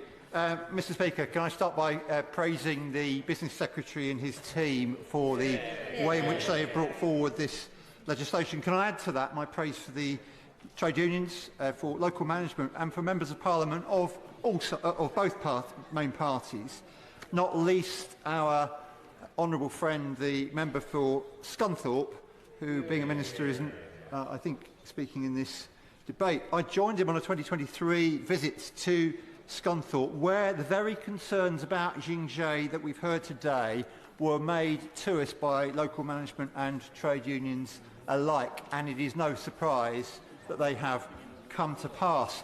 The last government was warned, and they chose not to take the action needed.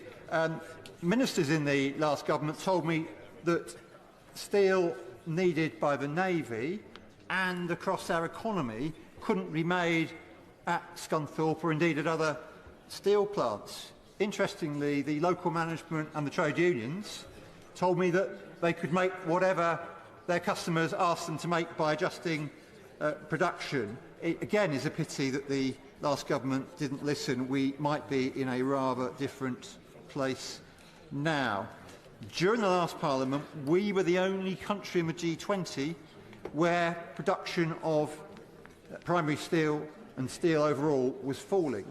We would be the only country in the G20 without any primary steel making capacity if the blast furnaces were allowed to close, and I think that underlines why today's legislation is so important on its own.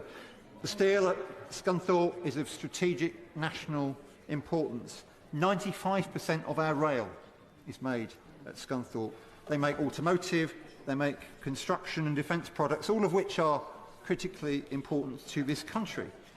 And if we add to what is made now, the opportunities in the energy transition in particular, and also in additional opportunities in defence, 25 million tonnes of steel are going to be required over the next 25 years in offshore wind alone.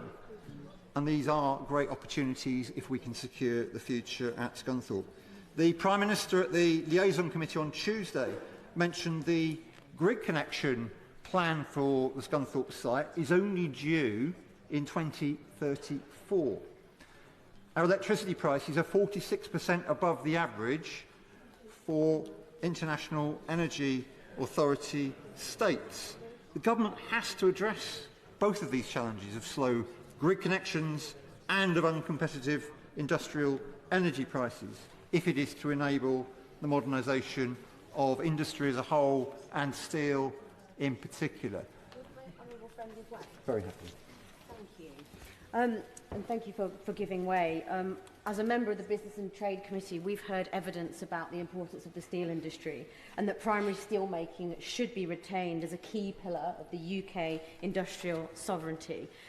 We've heard that blast furnaces still play a critical role in the strategic and high-grade steel production. So does the member agree with me that our economic security is intrinsically linked with our onshore industrial capability and that our government's focus on both construction and defence in these uncertain times means that this bill is very welcome news?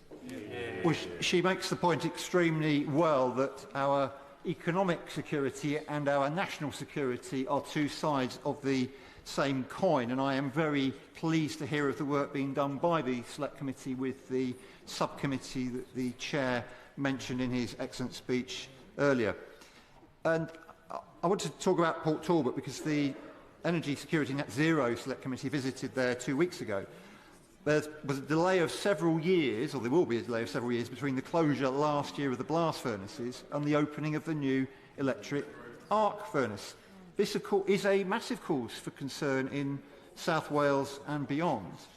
The excellent financial support by this government and willingness to engage by Tata is a very good example of how industry and government should be partners, and it's an indication of how the plans for the industrial strategy that the government is bringing forward can already and are already being effective. Mr Choke, the bill today gives the government the opportunity to secure steelmaking in this country. I congratulate my right honourable friend and his colleagues on the decisive action he is taking. Workers and the nation as a whole are grateful for the work of this government. They are doing absolutely the right thing. Mr. Tice. Thank you, Mr. Deputy Speaker. Well, my honourable friend, the member for Clacton, and I have been calling for British Steel to be a strategic national corporation for some 6 years. We said to this previous administration, we said the last thing they should do is sell it to the Chinese, but they ignored our splendid advice, because what this requires is long-term investment. The problem, as we all know, is that it's been beset by short-termism, short-term thinking, and of course by the vast energy costs in this country, electricity costs, partly caused by net stupid zero and the carbon tariffs.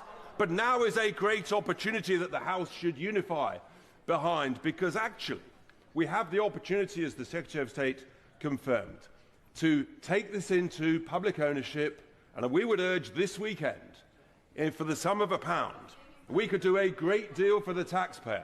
We should invest in refurbishing and relining these blast furnaces in the same way the French are doing in just Dunkirk. They're spending €250,000 in Dunkirk, so we should do the same.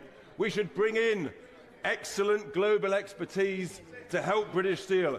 And if we do those things, if we have long-term procurement contracts on the raw materials, including the opportunity to use our own British coal from Cumbria that this government declined, that would create more jobs and it would save transport costs, including the opportunity for long-term procurement contracts for the products that British Steel produces. These are the opportunities, how you make a long-term, viable business for British Steel, for the taxpayer. You can bring in long-term patient capital. If we do these things, then everything that we want, which is that actually primary steelmaking is a vital strategic asset. Scunthorpe can be the home, the epicentre of this. So what I would urge this government, actually, we will support this government in this bill today, but I think there's an opportunity, Secretary of State, Mr. Deputy Speaker, to go further, to be bold, be courageous, show your cojones, show some mettle, Mr. Secretary of State. This weekend, Mr. Secretary of State, you have the opportunity. You have the opportunity, Secretary of State, and this government to go for it, to put the misery, to put the uncertainty of 3,000 plus families in Scunthorpe, to reduce and remove that uncertainty. Let's go for it. Let's nationalise British Steel this weekend and make British Steel great again. Thank you. Carolyn Harris. I represent not only my constituents in Eton Swans East, but those of my good friend, the member for Aberfan, Maesteg. After years of underinvestment and neglect by the previous government, this government's commitment to steel is truly welcome. However, it is vital that the £2.5 million Steel Renewal Fund already announced by the government is used to support the industry across the UK, and that Wales needs to get its fair share. 2,800 steel workers lost their jobs in the region, and they recognise the circumstances in Port Talbot were different to Scunthorpe. Half the steel production had already been shut down when the Labour government came into power, despite Plaid Cymru's desperate attempts to electioneer this as an issue. It was impossible to... No, I will not. It is impossible to reverse the deal that had already been struck between the previous Tory government and Tata. But whilst they understand the urgency of the current situation and support the government's action to prevent further closures and job losses, they do need a commitment for Wales. Commitments that will attract investment and create much-needed employment opportunities, like that being offered by the floating offshore wind company. It was too late to save the furnaces in Port Talbot. The jobs are long gone, but investment in the area will bring new jobs and, most importantly, new hope to all our constituents. Sir David Davis. Thank you, Mr. Deputy Speaker. You will not need reminding, but I will remind the House of quite what an unusual day this is for a variety of reasons. The last time we met on a Saturday, it was in time of war, And the last time we put a bill through in one day, it was the beginning of the pandemic. So that's how serious the disastrous circumstance we find ourselves in, how serious those circumstances are. I'm assuming, frankly, Mr. Deputy Speaker, that this House is going to accept this bill today. So I'm going to address my comments directly at the Secretary of State. It is a nationalisation in all but name bill at one level in terms of the powers it gives. Indeed, it actually gives more powers than a nationalisation bill. It will allow the government to do things that it couldn't do under a nationalisation bill. I frankly would have voted for one. I'm not a fan of nationalisation, as you will know. I would have voted for nationalisation. I will vote for this bill for a simple reason. This buys us time. It's a reprieve, not a rescue. I think that's what people have to understand. And I say this to the Honourable Gentleman for Boston and Skegness. I don't agree with him in terms of his strategic nationalisation argument. Nationalisation under these circumstances buys the Secretary of State time and leverage. And he needs to be able to make his own judgment as to when he exercises that time and leverage. We got just a hint of a view of how complex this game that that Yingya are playing is. And in fact, if anything, if I were going to recommend an amendment to the bill, it would be to limit the amount of money, i.e. to 1 penny, that the government could pay to Yingya, because then the government couldn't, no court could challenge it, and they would know full well they're not online to make money out of the British taxpayer. So I think we have to look at it in strategic and tactical terms, in terms of what we're trying to do. Will she forgive me? I think lots of people are trying to get in. I mean, I'm going to refer to something she said in a minute. If she really needs to come in, I'll let her in there. But so we're trying to manage a disaster for Scunthorpe, which is local to me, as he knows, and my community, members of my community work at Scunthorpe. The knock-on in economic effects will be much bigger than one town. It will be thousands upon thousands of people all around. And of course a disaster as well for our last primary steelmaker. And that has suddenly become more important. I mean, it was always important. It was always an important part of national strategy. But Mr. Trump has made it a vital piece, an unavoidable piece of national strategy. And we have to create a circumstance for the Secretary of State and for the government which allows us to manoeuvre through that. Now, that does mean, as people have said already, an energy policy that makes this operation viable. Now, not just viable when it's owned by the state, viable, commercially viable. It means, and that means an energy policy which is not the highest energy costs of our competitors, which where it is now. It also means we have to think very hard about carbon supply. At the moment, the technology does not exist to make primary steel without carbon supply, so we have to think about that too. And that actually is a strategic supply, so we can't rely on another country for it.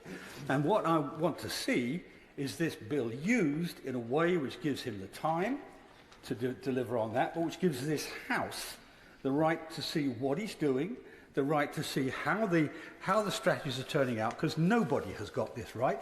You know, if the government benches want me to, I can go back to 1997 and park blame if they really want to, but I don't want to do that today.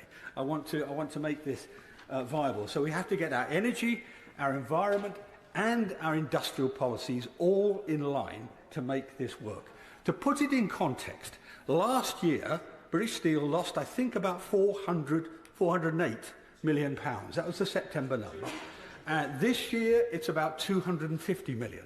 Neither of them are small amounts of money, and the Treasury would shut down an operation if we just left something like that inside the government for very long. So we need a new strategy that cuts our carbon emissions without exporting the industries to the rest of the world. And that's, I'm afraid, most of our successes in carbon reduction in this last decade or two or three have been by dint of exporting the industry, often to countries with much worse records than us. In this case, it would be China. They have 50% of the world market already. They have massive excess in terms of steel capacity, and their steel capacity is the most carbon inefficient there is. So we're actually worsening the circumstance. Briefly, quickly, please. Very briefly, our committee has taken very clear evidence that we need a carbon border adjustment mechanism so that actually carbon-rich steel like that from China is taxed much more heavily. But crucially, what's needed on the table now are the steel safeguards from the Trade Remedy Authority to guard our markets from a floodtide of Chinese steel right now. Yeah, I'm afraid he's right. I mean, and the difficulty is we're in a new world in this. I mean, the entire trade. I mean, the terrible thing, the House will only ever hear me say this once, but Trump has a small point in some respects, you know, and we have to deal with the world as it is. Now, can I come to the sunset clause with the Secretary of State? I can imagine the instinct is not to put a sunset clause in because, in dealing with a difficult negotiator like this, you're putting a backstop. And whenever you put a backstop on yourself, you give your other side a negotiating advantage. Can I say this to him? He mentioned in his opening speech that the Civil Contingencies Bill would be a route, right? For the House, who won't have read it, we spent a year putting it in place under the Blair government. It's got recourse to Parliament at every turn. Ministers are properly controlled. It has to be transparent and so on. What I might suggest to him is if at some point he organises a transition to that so the House has greater control. The COVID bill didn't have that. It missed all those defences, and look what happened to the policy as a result. So that's what I would like to see. Recourse to Parliament. You know, actions that he takes to manage the survival of Scunthorpe, policies to ensure its viability, and in post-Putin Trump era, security of supply. All of these things we want to see, and we can organise legislation to permit that. So I ask him, take the House into his confidence and do this properly. Chris MacDonald. In 1976, a group of steelworkers emerged from the Templeborough Steelworks following a night shift. That at the time was the largest electric arc steelmaking plant in the world. And they'd just done something rather spectacular. They'd broken a shift record. What they were really surprised to find was a letter from the Prime Minister, Sir Jim Callaghan, congratulating them for their contribution to the national effort. I think after 48 years, it is marvellous to see that we finally have a Prime Minister that's prioritising the steel industry once again. Now, I know what it's like to emerge bleary-eyed after a night shift on a steelworks, and as much as we're emotionally attached to our steelworks, the past analogies are not entirely helpful here, because there is too much of a narrative in this country that steel is a sunset industry, when in fact it is not only essential but advanced. And perhaps this is a time for me to direct members to my register of interest as the former chief executive of the UK's National Steel Innovation Centre.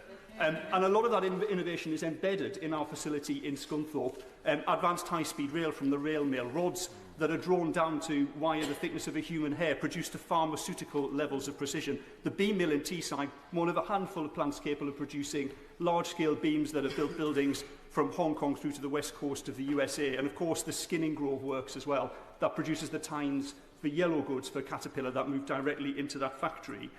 I think all members agree how vital these plants and facilities are.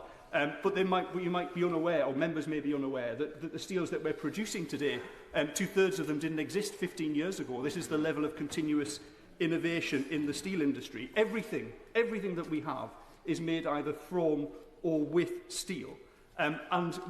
Our steel industry has declined so significantly over the last 14 years that when I visited the Hartlepool pipe mill in the adjacent constituency to mine just last week, where they're making the pipes for the carbon capture and storage network that this government has invested £4 billion in, stamped on the plates of steel were the words Voestalpine, an Austrian steel producer that sits in the foothills of the Alps and yet is able to produce plate steel more competitively than in the UK, whilst we have a plate mill in Scotland that is practically idle, and the slabs for that plate mill would have been produced in the Scunthorpe Steelworks.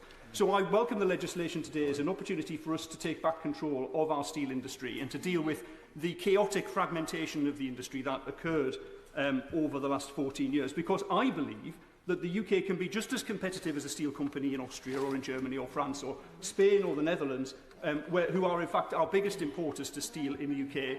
I'm sorry, given the shortage of time. But I also believe that we can be at least as good as the steel industry in Belgium, which is now larger than the steel industry in the UK. And clearly that's a lack of ambition that the previous government had, that they did not believe that the UK could be as competitive as the steel industry in Belgium. I'm sorry, I'm not going to give way simply because there is a lack of time. I feel it is also important to correct the record for a number of comments that have been made earlier. The member for Boston and Skegness and others referred to the call from the West Cumbria mine. I must inform the House the management of British Steel have ruled this call out on the grounds of quality. The sulphur levels are too high. I'd be quite happy to talk to him about steel desulphurisation in the tea room later, if he would care to join me to do that. I also completely refute his comment about bringing in global expertise. We have the expertise in the UK to run steel companies effectively. And again, I'd be happy to introduce him to people who could do that if he wishes to know. It's important when considering the market as well to remember that the steel market globally is not a free market. This is why governments work together. In the USA, the government uses tariffs and they blocked a merger between Nippon Steel and US Steel. The French government traditionally used procurement. The German government subsidised their steel industry with energy prices. The Chinese government gave cash. It is really important to recognise that steel companies do not compete in a free market. And if we ask our steel companies to do that, we're asking them to compete with national governments overseas. And we're letting national governments overseas set our steel policy, our industrial policy, and fundamentally our defence policy as well. And I think that that's unacceptable. We need to recognise that the corporate interest of a company is not the same as the national interest of the UK. The Secretary of State has recognised that today and shown real leadership on this. But finally, I want to reserve my last remarks for the steelworkers in Scunthorpe. I worked in Scunthorpe for a time, both at the ironworks and the steelworks. So the steelworkers in Scunthorpe, I know exactly the pain that you're going through, and I'm sure that they will be relieved by the words of the Secretary of State. We all think very fondly of the four blast furnaces, the four queens in Scunthorpe, Bessie, Vicky, Mary and Annie. But ultimately, I think we all recognise that their time has come, and whilst they will be nursed into their ultimate retirement, we look forward to regenerating the steel industry in Scunthorpe and around the UK with the most modern, most efficient, most high-productive steel plants, just as the last Labour government did when they nationalised the steel industry for the second time in 1967. So good that we nationalised it twice. Well, this time we can work together, hopefully, with the industry to create a world-leading steel industry of the future. Thank you. Stephen Flynn. Thank you, Mr Deputy Speaker. And it's a privilege to follow such an impressive speech from the member opposite. I'm sure his constituents will be incredibly impressed at his knowledge of this particular issue. I also want to be not just kind to him, but also to the Secretary of State. Once again, this is becoming a habit that I want to break, but certainly his sincerity today cannot be doubted. And if there's one person who could probably be afforded the executive powers within this bill with an element of trust, it is probably himself. However, there are some topics that haven't been touched upon in a huge amount of detail today. I will touch upon them very briefly now, whether that's tariffs, whether that's competition, whether that's in relation to energy prices. We need to not forget the fundamentals of why there is such a challenging position facing the steel industry. But there's also one other hugely important issue which has not been discussed at any length in this chamber today, and notwithstanding the future contribution, I imagine, from the member for Alloa and Grangemouth, it's something which isn't going to pass the lips of any other members in this House, which is, of course, the situation in Grangemouth. And I say the situation in Grangemouth with an element of despair, because we all know that there are hundreds of people who are on the brink of losing their jobs. And the similarities are astounding. We have PetroChina on one hand, and we have a Chinese company in Scunthorpe in the other. We have a Chinese company in Scunthorpe saying that there's losses of around £700,000. We have a Chinese company at Grangemouth saying losses of around £500,000. We have a cracker in Grangemouth, which has been deemed not to be useful anymore. And we, of course, have blast furnaces in Scunthorpe, which are categorised in the same manner. All of us need to be conscious of those comparisons. And I say that on the basis that whilst the Secretary of State is right to say that this is important for jobs in Scunthorpe, this is right for the communities in Scunthorpe, and this is right for Westminster's national UK-wide interest, is it not the case that is important to the workers in Grangemouth? Is it not the case that it is important to the communities in Grangemouth? And is it not the case that it is in Scotland's national interest that Grangemouth is protected? I'm afraid I'm not going to give way, because we know that we are all constrained for time, in the same way that members opposite will not be taking interventions going forward either. The answer that is put forward earlier by the Secretary of State to myself was that £200 million through the National Wealth Fund has been put forward. But each and every one of us knows that that is not within the gift of the Prime Minister nor the Secretary of State to dictate, and it's ultimately going to be reliant upon the private sector coming forward with the proposal. Indeed, evidence which was given to us at the Scottish Affairs Committee just last week from EY, who've done the Project Willow report, were quite clear in their observations at the fact that ultimately there's going to be no progress by 2030 at the earliest. That is simply not good enough, because whilst the government mobilises every effort to save British steel, it allows Grangemouth to fall on the back burner. And the honourable member for Ayrshire earlier, Mr Deputy Speaker, referenced the fact of industrial strategies. Well, of course, what he seems to forget in that context is that energy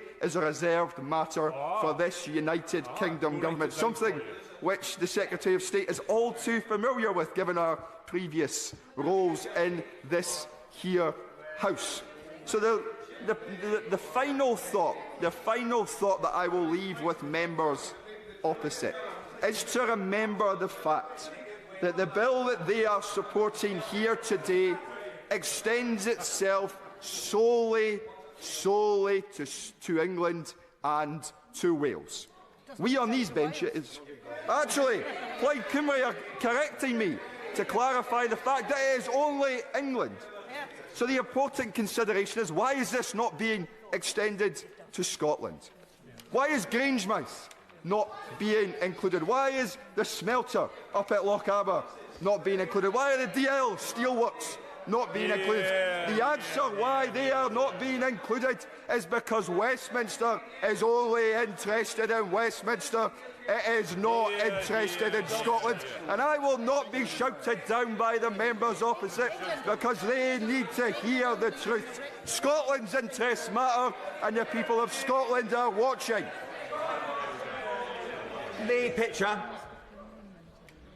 Thank you, Mr Deputy Speaker. Let me bring it back to the Act that we are here to debate today specifically.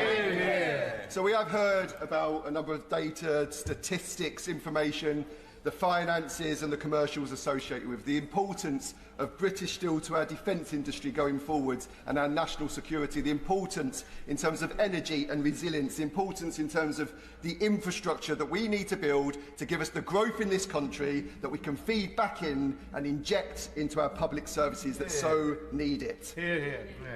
But of course, the big thing here is about the 3,700 jobs, and I represent here today the voice of my residents in the Isle of Axholme and those that live in neighbouring towns and in Scunthorpe who are feeling it today and are listening to every single word that we say.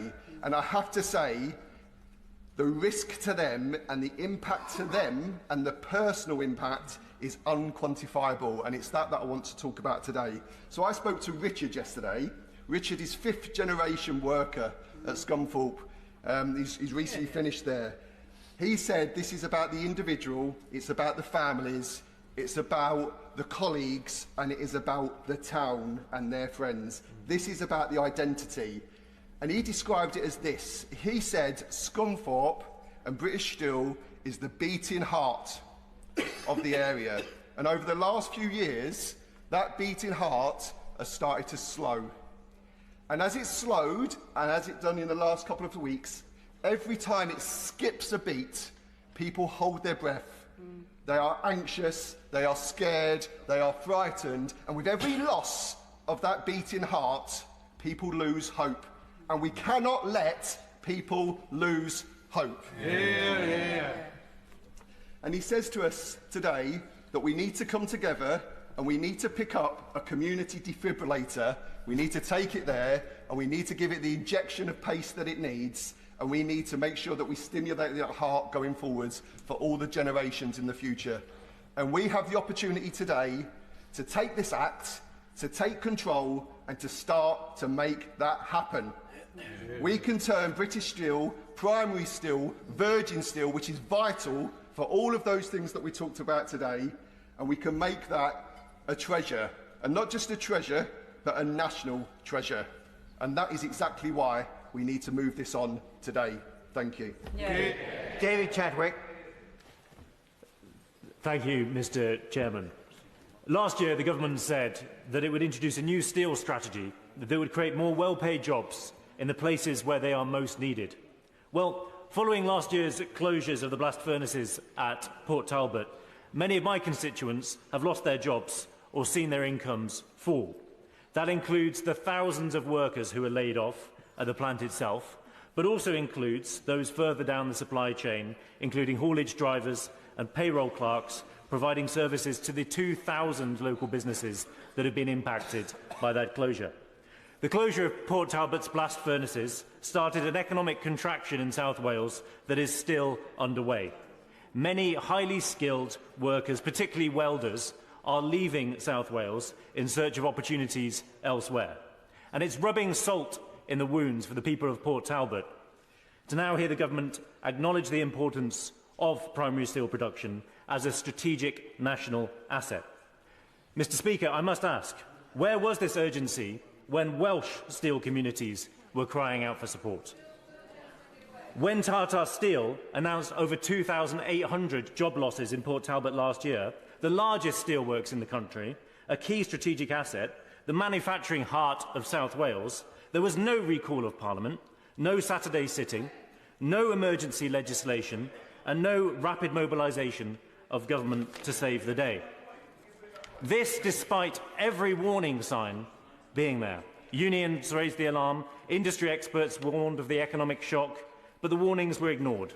And now, faced with similar risks in England, the government suddenly rediscovers its swift ability to act.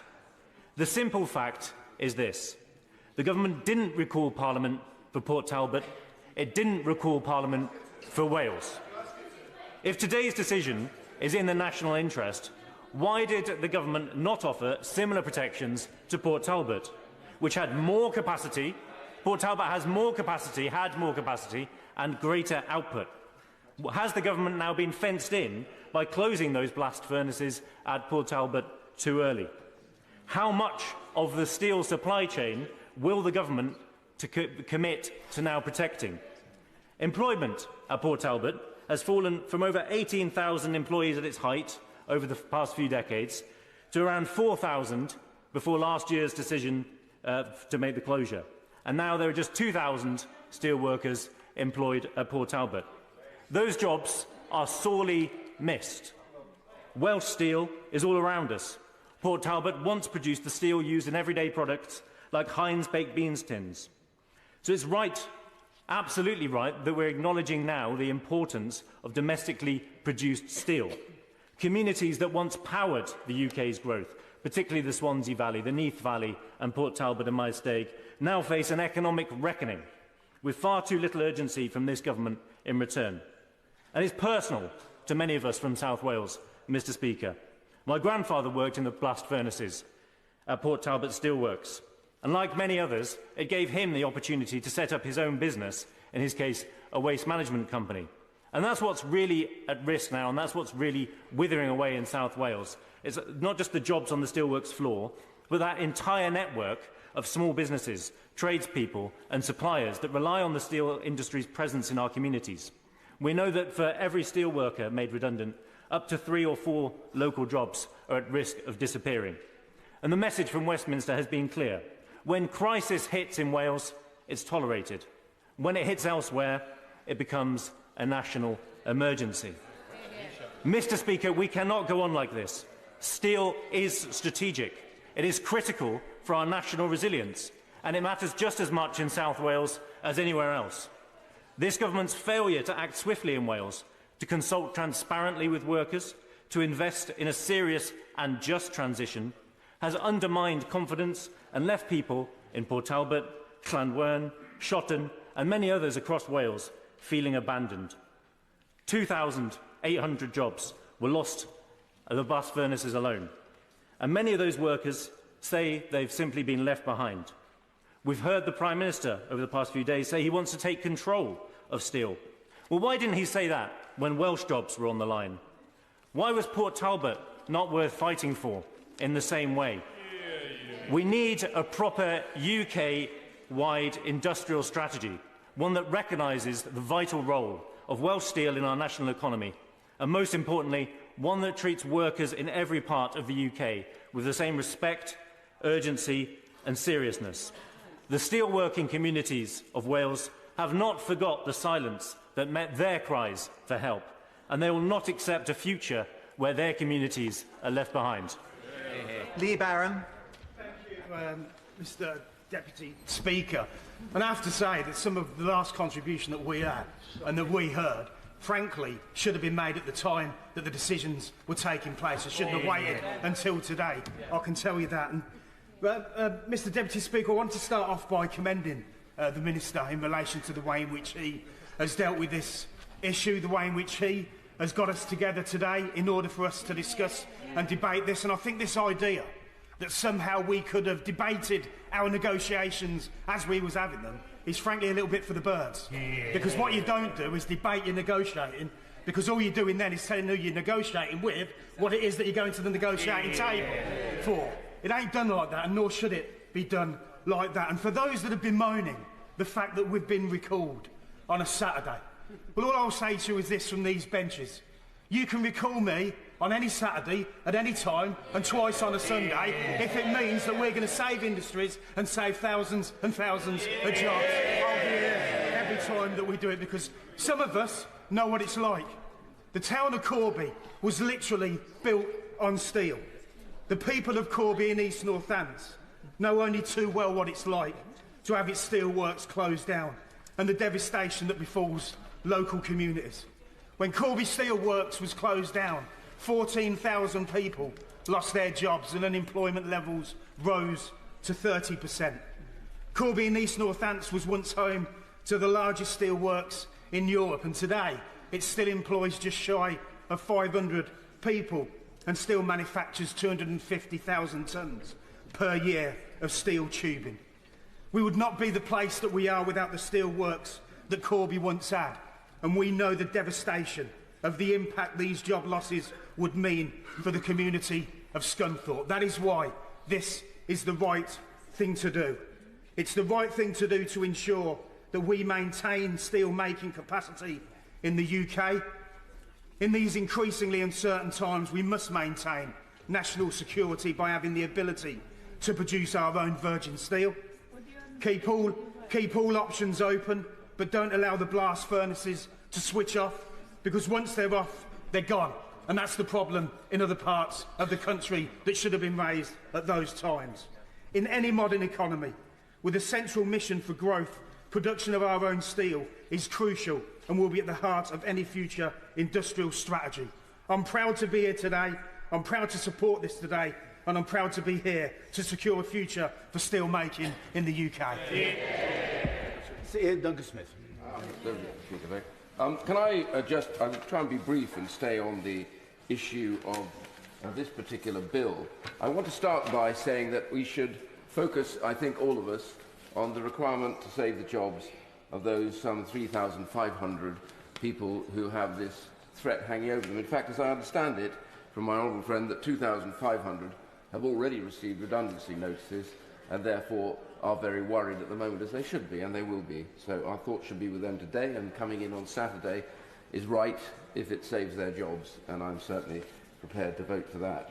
And I will also say that just on the point of the bill, it does give very vast powers, I know, to the right honourable gentleman, to the government, and, like others have said, of course, I trust him personally. This is not an attack on him, but it does always do for us never to trust government more than we have to in this House. I've done this on both sides, by the way, and I therefore do urge him to have another look at the sunset clause. I raised this earlier because it's not saying we don't trust you, it's saying sometimes government gets taken down sidetracks, and before you know what's happened, the powers are beginning to be used for the wrong purpose. So I would urge him to be able to come back to the House and say, even possibly in the other place, that the sunset clause will be introduced, giving them real powers to come back. And I think, for everybody's sake, even on the government bench's side, I think it's worth it, because it gives us a strong debate about how they're being used and helps us even perhaps influence what may be taking place. The base for this debate today is quite clearly the massively changed needs that this country has. Coming from our experience now of the thing that we never thought would happen, the Ukraine war, invasion of Ukraine by brutal Russia, and by the need for weapons and arms on an unprecedented scale. The plan to build up the armed forces, of course, and their need for very, very high-quality steel, virgin steel, which is produced in this plant, and without it we would have to import it, and frankly China doesn't really produce that quality of steel. And the other part, of course, recently is the tariff war that is now taking place, which has actually introduced 25% tariffs on one of the biggest purchasers of that steel, which is the car industry. So all of those make this bill necessary, very much so. I do want to say, though, that we have another problem which I hope the government will deal with within the context of this bill when they talk to the department responsible for net zero. I simply raise this because things have changed. The Prime Minister himself said the world has changed. And we've been operating in what we consider to be a global free market. I have to say, for some time, I have argued this is not a free market. Far too many countries, like China, have abused the rules of the free market, have subsidized their industries ridiculously, and have used slave labor to produce products. When that happens, the free market is dead. And we have to recognize that we're going to have to deal with those we trust and who don't break the rules. And that means a whole new rethink of the government's China policy, I have to say to them, as to whether or not we need to rush to China for that investment when we need to make sure we deal with our industry at home, that we produce things again. And one of the problems is the cost that our industry faces, and it is really quite stark. It's not just in competition with China, but even in Europe now, their costs are far less. And I just give a small list of this. In the case of dollars per megawatt hours, the UK's now are the highest in the world at $400 per megawatt hour. Germany, which is the highest in the rest of Europe, is at 250. And then you go through France and the others that are all lower at the moment in producing that energy, and that energy is critical when it comes to the steel industry. So that is one big issue the Minister has to deal with. By the way, China, in its subsidized and broken free market rules, is at $60 per megawatt hour. So there's no attempt for us to compete with them. What we have to say is they are not competitive at all. Exactly right, my honourable friend says. And the point I wanted to make here is very much that others are complaining about China right now. Countries in the Far East, like Vietnam and South Korea, are already accusing China of dumping. And what we have in China is something that's going to really hit us very hard and make the Minister's job, the Secretary of State's job, even worse. And that is very simply that China now itself is suffering from an overproduction of steel. Their own housing industry has gone static on them, and they were one of the biggest users of the steel produced by China. Where is that steel going to go? And it's no surprise, by the way, that a Chinese company, Xinye, is involved in this, because by pushing forward to shut down the blast furnaces in the UK, they know that we will have to buy slab steel from China. This is not a coincidence. This is all part of the plan. This company, by the way, is linked directly to the Chinese Communist Party, and it's high time we called this out. And in his negotiations, he needs to remind them that the reality for them is they are not a private company. Absolutely. And my government should never have awarded this contract to this company. I warn them about it, and I simply say to all here, it's time we make sure that we deal with China at face value, not at what the pretense is of them being private or in any way detached from their government. And that is a critical point. And I simply say, in conclusion, therefore, there is much to be dealt with in this. And I urge the government to listen to the ability of the House to bring them back to check all of that. But I will say that cheap Chinese steel is a desperate problem for us. We need to work with other countries in dealing with this and also get our costs down. And I would say simply on the net zero front, I hope the Secretary of State will talk to his colleague in the other department and say to him, we cannot go on like this, where the industry costs... I'll give way to him. It's an important point, and I'll be exceptionally brief, but he knows from debates we've been in, I'm obsessed by this issue of industrial energy prices and the very substantial rise that existed from 2010 to 2024, which is a 50% real terms increase. The two fundamental issues as I think he knows. So first of all, our network charges, how we do those, that's different to other countries. But fundamentally, the marginal cost is set by the price of gas. It's the fossil fuel price on the overall system. And I'm not completely rejecting everything he's saying, but I think we've got to understand that key point. It's the gas price. I'm grateful for that because it does allow me to say this thing, which I wasn't planning to say. We sit on an island of gas. Why aren't we drilling for it, for goodness sake, when we need it, and we will strategically need it? There is a cause for strategic industry, so I agree with him on that. But it doesn't stop there. It stops elsewhere in the production of energy, and I simply leave that point for him. He can argue that with his right honourable friends. But I want to say one final thing, that in the course of the Chinese company's operations in that factory, I have talked to a number of people involved in that business, and I have to say their record, both on health and safety and abuse of those workers in that factory, in that blast furnace area, have been shocking. And we should look into this much more carefully. They've brought in some cheap Chinese workers. They don't pay them anything like they pay the British workers. And many of them have ended up burnt and in great difficulty. And I simply say, this is not a company we should be doing business right now. Just say to the House that we're going to go to the front benches at 1:40, so if members who are called could be as brief as possible, that would be appreciated. Mark Ferguson. Thank you, Mr Deputy Speaker, and I thank the Secretary of State for his statement and his decisive action. This will be a meaningful day for the people of Scunthorpe, and I know how important jobs in the steel industry are. Davy Roll, at the heart of my constituency, otherwise known as Union Electric Steel, has stood at the heart of Gateshead in our town centre for over 150 years. It is at risk of closure, and it is the only cast steel roll maker left in the country. Steel is incredibly important for our future, and this government is taking decisive action. Hear, hear. But I'm reminded today of a place close to my constituency, Redcar. 10 years ago, the people of Redcar were let down. I pay tribute to members, including my honourable friend, the member for Redcar, for their campaigning, and others in this House for their campaigning. At the time, Redcar had the second most efficient blast furnace in Europe, and yet they were abandoned. 2,300 jobs, a proud town let down. So today I will finish my remarks. I will speak briefly when I say simply this. Scunthorpe and Redcar have learned today the difference a Labour government makes, the difference decisiveness makes. It saves jobs and it changes lives. Thank you for that. And we just keep contributions to around 3 minutes now. That would be helpful. Liz Saville-Roberts. And today's legislation to safeguard the UK's last bastion of primary steelmaking capacity is, of course, to be supported.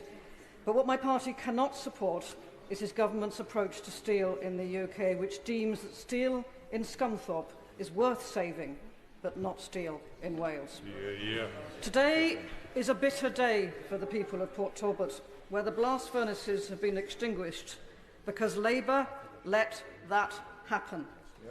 These job losses will take an estimated £200 million from the local economy in lost wages.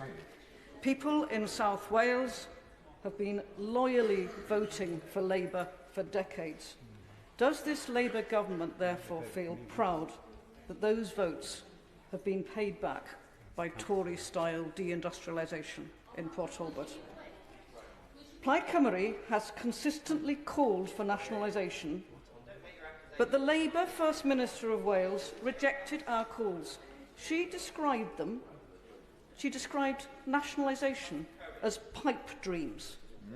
Labour in Wales were quick to mock our proposal, which we made 21 times in record in Cardiff and here, over and over again. Now it is UK Labour policy. This government must therefore set out how much of the £2.5 billion steel fund will be allocated towards securing Scunthorpe, and how does this compare to the amount given to support laid-off workers in Wales? Under the government, his government did not intervene in Wales. I will take no interventions. His government did not intervene in Wales. Under his government, Scunthorpe gets security, Port Talbot gets a pittance. Plaid Cymru believes that Port Talbot should and could have received equal treatment alongside Scunthorpe. That is why we have tabled an amendment to include Wales under the terms of this bill. That highlights that the measures we are debating today would have been able to be used to save the blast furnaces at Tata Steel in Wales. We will not let Labour hide from the fact that they own the decision not to intervene to save Welsh steel when they had the opportunity to do so. Workers and communities must be at the heart of any long-term solution for the steel industry. So far, Labour in Westminster and Labour in Cardiff have worked in partnership to dispatch thousands of Welsh workers to uncertainty and hopelessness. People in Wales will not forget today. Today is a day of bitter, bitter disappointment for Port Talbot. Rutland. Today we're taking an extraordinary but necessary step, not just to safeguard a single industry, but to defend the long-term interests of our country. And in the point of interest, I'll refer to my register of interests. But let us be clear, today is not about nostalgia, it's about national resilience and securing Britain's future. Retaining a sovereign primary steelmaking capability is critical to our economy and our national security, because steel is the backbone of our infrastructure, defence, energy and transport systems. Without the capacity to make steel from raw materials here in Britain, we're at the mercy of global markets and geopolitical shocks, and we'd be outsourcing not just production, but power. And whilst we're resolute in our commitment to a green industrial future, the transition to clean steel must be a managed transition, a just transition, not a cliff edge. That means keeping the furnaces operating in Scunthorpe as we establish and scale up the electric arc furnaces. Because if we lose our primary steel-making capability, we won't get it back. The skills will be lost, the supply chain's broken, and will become entirely dependent on other countries, many of whom do not share our environmental or labour standards, or indeed our geopolitical outlook. And let us not forget the people. This is about jobs. Good, unionised, skilled jobs that sustain communities, generations of families, and the dignity of work. The steel workers in Scunthorpe aren't just making steel, they're making Britain. And we owe it to them to ensure that this industry has a future. And I pay tribute in particular to the work of community and GMB unions who have fought for the future of British steelmaking and British steel workers. The Labour Party was founded to give working people a voice in Parliament. And today, as a government, we're honouring that legacy by standing up for British industry, British workers and Britain's future. I'm proud to support this legislation, and I urge all members to do the same. Ellie Chowes. Thank you, Mr Deputy Speaker. Steel is strategically vital for the UK, the foundation of our industry, and we could and should be producing much more of it here domestically. Steel is also integral to the green industrial transformation that is essential for our future. Those wind turbines, trains, rail tracks, EVs, all of these key elements of the sustainable future for our economy. The Green Party believes that public ownership is the best solution in this case, because only public ownership would give us the control we really need to ensure a proper, strategic, long-term plan to the renewal of the steel industry, not just in Scunthorpe, but indeed nationally. Nonetheless, we will be supporting this legislation today. But we do need to think long-term. We've got an opportunity here to reprocess far more of our waste steel instead of exporting it, using that to feed our industry here. We have an opportunity to use the skills of the communities in places like Scunthorpe to drive that green industrial transformation. And we have an opportunity, the government has an opportunity, a need, a duty, in fact, to use not just this legislation today, but the other levers that are available to it to support this crucial strategic industry. The Secretary of State just acknowledged that electricity prices, because they are locked to gas prices, are kept too high. We need to decouple electricity from gas. We also need to ensure that, as the Honourable Member for Grimsby and Cleethorpes mentioned, we should be introducing the Carbon Border Adjustment Mechanism at the same time as the EU, a year earlier than currently planned, in order to protect our steel industry here. We should be making use of the anti-dumping mechanisms that we have and could have in order to protect against the dumping of steel that is sold on the global market at below cost price. And we should be using industrial policy and innovation policy to support the development of the innovations in the industry referred to by the honourable gentleman on the opposite benches, who clearly knows a great deal about the steel industry, that are going to be the future. We can't just patch up our old technology. We should be thinking to the future. What innovations do we need to produce clean, green steel as the foundation for that green industrial transformation? Thank you. David Smith. Thank you, Mr Deputy Speaker. 40 years ago in this place, the Conservative Minister of Trade and Industry said, and I quote, "I believe that privatisation will enable British Steel and its workforce to secure a firmly based competitive industry with a long-term future." In the same debate, the then Labour Shadow Minister asked, has the Minister not rewarded British Steel's success with a plan which quite unnecessarily places its future in jeopardy? Well, today, Mr Deputy Speaker, I think we can conclude that privatisation did my constituents to trust that the people pumping their water, providing their power, connecting them to the wider world and making their steel have their interests at heart. I want them to get... I'm sorry, I better not. I want them to have jobs with businesses that serve the common good, not international stock markets or foreign governments. And we need to have strategic parts of our industry like steel in-house so that we can trust that our economy is working for us. Jingye, as we've heard today, doesn't appear to have the interests of the British people at heart, but instead their own profit. Why should we accept that a decision made in a boardroom in China with links to the Chinese Communist Party can risk wiping out an industry that's the heart of one of our communities and vital to our nation's flourishing? If we were to nationalise steel ultimately, it's not necessarily perfect. A sluggish and over-subsidised steel producer would not serve Britain's interests any more than one owned by foreign firms. However, I believe it is something that we should keep on the table with respect to steel production. As we heard from my honourable friend, the member for Stockton North, we have the expertise and we have the passion, certainly, here in the country to do it. So in conclusion, Mr Deputy Speaker, recent events have proven that the safest way to safeguard strategic parts of our national infrastructure is to do it ourselves. Privatisation has often been very bad for our country. That it takes government intervention to secure the continuation of our last remaining plant producing virgin steel speaks volumes. It's my hope that we soon move to the full nationalisation of British Steel in time and align that with our planned massive investment in skills through Skills England. After decades of fire sales of British industry, it's time for us to rebuild back our industrial pride, our national security and our social covenant. And to these ends, I urge this House to back Britain and back British Steel. Jones, and it is 2 to 3 minutes now, please, each contribution and no more. Thank you very much, Mr Bates. This is a potential tragedy unfolding for many families in the Scunthorpe area.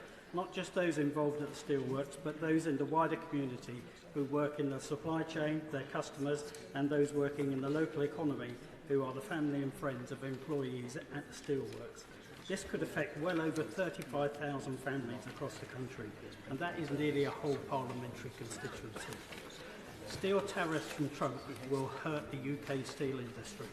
Trump supporters in this House from the two shades of the blue teams seem strangely silent on the impact of his unnecessary tariffs. Has anyone heard them condemn Trump's tariffs?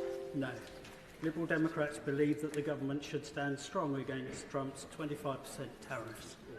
Mr Speaker, the relationship between the company Jingye and the government have clearly broken down, which is why the Secretary of State is taking wide-ranging powers for himself. As it appears this bill will go through today, I have two questions for the Secretary of State. Can he confirm that the pension fund of the employees and the former employees is not in deficit and all company contributions are up to date, and that the assets of the scheme have not been transferred to the holding company or any offshore business? And if they have, will he start measures to get them back? Can he also confirm that the ownership of the assets of the business, such as plant, land and buildings, have also not been transferred to any holding company or offshore business? Thank you. Dermot. Deputy Speaker, I'm very glad to be called in this debate, and I declare an interest because I chair the GMB parliamentary group, one of the steelworkers union, which is donated to my constituency party. 20 years ago, Mr Deputy Speaker, the MG Rover car plant in my constituency collapsed with devastating consequences as felt to this day. Today, all our thoughts are with the steelworkers and their families at Scunthorpe and Teesside, and I hope that we can do something today to avoid such a future for them. I do not want to speak too long, but I would just like to make a few points. First, today's decisive action is welcome, and I think all our constituents would rather have a government that acted at great speed than a government that acted too late. I echo the point raised earlier by my honourable friend, the member for Brent East, about the importance of steelworkers' participation in the days ahead. If the government could also clarify any changes in plans for the UK Steel Council, that would also be appreciated. Also, what role will Xingwei now have in the running of British Steel on a day-to-day basis? It is clear that workers have lost confidence in the Xingwei management, as shown by reports this morning that management from Xingwei were refused entry to the plant, and a change in that day-to-day management is needed. If I may, I would like to respond to a couple of points made during this debate. The last time, and I note that this House carried legislation that had the effect of nationalising steel, that legislation was 108 pages long.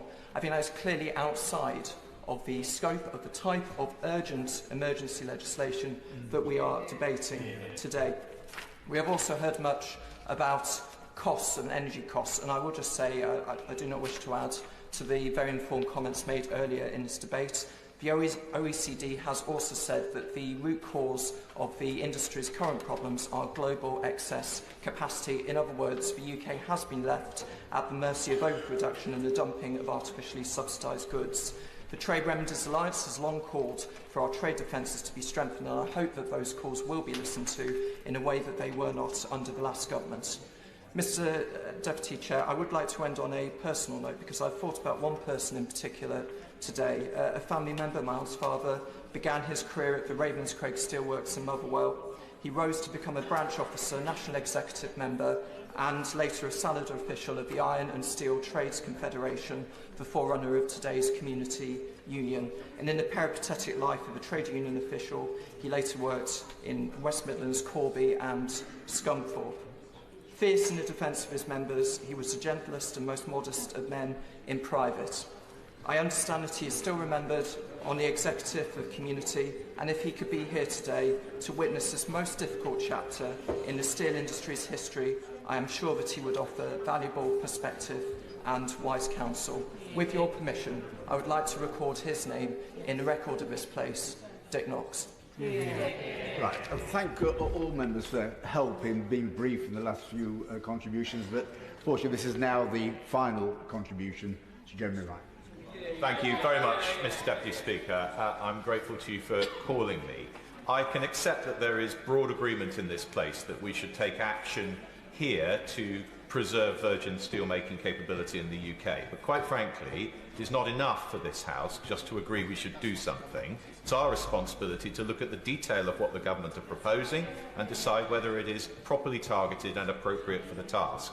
There is not going to be a committee stage or a report stage in this bill. That's what the clock tells us. This is our only opportunity to look at the detail of the bill, and precious little of that, I'm afraid, has been done today. So let's just have a look at what powers the Secretary of State is going to be given, as things probably will unfold, by the end of today. The Secretary of State will have powers which apply to all steel manufacturers in England and Wales, not just the particular company over which he has specific concern. There will be shivers running down the spine, no doubt, at Tata Steel as well, because this bill applies to them. The Secretary of State can act, according to this bill, in order to instruct those companies to deal in specific ways with what are described as specified assets. And as I mentioned to him earlier on, that does not limit itself to blast furnaces or to anything else that's specifically required to generate virgin steel. The Secretary of State can give directions to ask and require a company to do pretty much anything that company could otherwise do, and if the company refuses to do it, then the government has powers to take control of assets, including powers to enter premises by force if necessary, and criminal penalties which can lead to imprisonment. These are very serious powers indeed, and this House, I'm afraid, is simply not being given the opportunity here to scrutinise them as they require. They also look suspiciously to me, by the way, like nationalisation, so perhaps it would be easier to call this thing what it really is. But one or two specifics just in the last minute or so. I do hope that the Secretary of State, for whom I have huge respect, and I suspect he has and he will think about some of the particular problems that this legislation is now going to throw up. The first is there is highly likely to be considerable controversy over whether or not a company in question is indeed complying with a government instruction. They are likely to argue this point. And as he's pointed out, we're dealing, in his particular concern, with a company that he does not trust, a company that he believes has acted in bad faith thus far. I have no reason to think, and neither does he, that they might not continue to do so, therefore. And the second point is that the Secretary of State is making himself responsible for claims against the company which arise from specific instructions given to it by the government. That's what the indemnity clause means. Now, in those circumstances, there is going to be a further dispute about whether the problem that's arisen has arisen because of what the government has told the company to do or something it has control over. As I said, he's giving two hands on the tiller here. That is going to store up headaches for the government. And I would urge him, despite the fact we've not had the chance to explore it today, to think very carefully about how the government protects itself and the taxpayer from those oncoming complexities. Opposition, Dame Harriet Bowen. Thank you very much, Mr. Efford, and can I add my thanks to everyone who... Mr. Betts, I beg your pardon, Mr. Betts. It's the unexpected joy of seeing you in the chair. But can I add my thanks to everyone who's enabled us to be here this afternoon. But the fact is, Mr. Betts, that this is a bungled way to do parliamentary legislation, following a bungled set of negotiations, and we are likely to end up with a bungled nationalisation. The Labour government have landed themselves in a steel crisis entirely of their own making. They have made poor decisions and they've let the unions dictate their actions. The fact is the union-led Labour government have bungled the whole negotiation, insisting on a Scunthorpe-only deal that is not viable. And frankly, the government should have seen this coming. In fact, instead of addressing it 16 days ago, when British Steel announced their plans to close the site and Parliament was sitting, their incompetence has led to this last-minute emergency recall of Parliament. It has been colleagues like my honourable friend, the member for Brigg and Immingham, the Teesside Mayor Ben Houchen, and Councillor Rob Waltham of North Lincolnshire Council, who've been warning about the issues at British Steel. But no, Labour ministers thought they knew better. And now the British public can see the government scrambling for a solution to a problem they created and could have resolved months ago. I give way to my honourable friend. Grateful to my honourable friend for giving way. The government gives itself powers in this bill to compensate steel undertakings, and yet the Minister has told us nothing about the scale of that, the estimate of that. So while the Secretary of State tells the House that he has no trust and abiding faith in this company, he's also giving himself powers to give whatever sums he deems appropriate to this company. And do we not need more answers before we pass this today?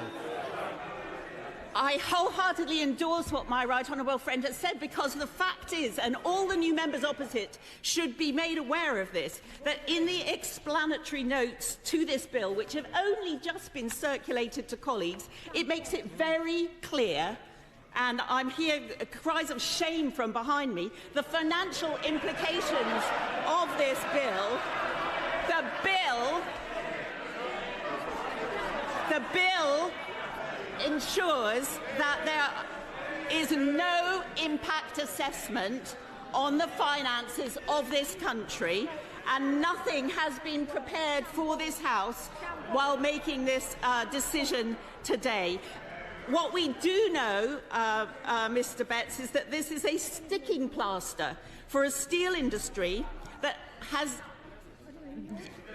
a government that in opposition had years to come up with a plan and has led to dither and delay. Ultimately, nothing will change for UK steel until the government understands the damage unrealistic and impossible net zero by 2050 targets have on British business and industry. Now, we've heard a range of really excellent contributions from my colleagues on this side of the House. From the Father of the House, we heard an excellent exposition of the importance of this industry to his constituents in Lincolnshire and the impact of energy costs on the industry. From the great champion of this industry, my honourable friend, the member for Brigg and Immingham, who has regularly been bringing this issue to the forefront of members' consideration. From my right honourable friend, the member for Goole and Pocklington, from the right honourable member for Chingford and Wood Green, who raised these incredibly important issues about tariffs and China, and then my right honourable friend, the member for Kenilworth and Southam, who raised some very important legal questions. And if I may, Mr. Betts, in the time available to me, raise a few further detailed questions for the Minister to reply when she gets to the dispatch box.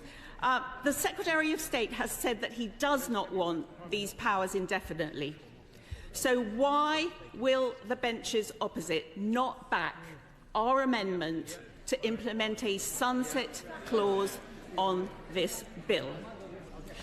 We've also heard from a range of voices in this debate about some of the territorial extent confusion in this legislation. If I look at the legislation itself, I can see that it makes it very clear in terms of territorial extent that it applies to England and Wales only.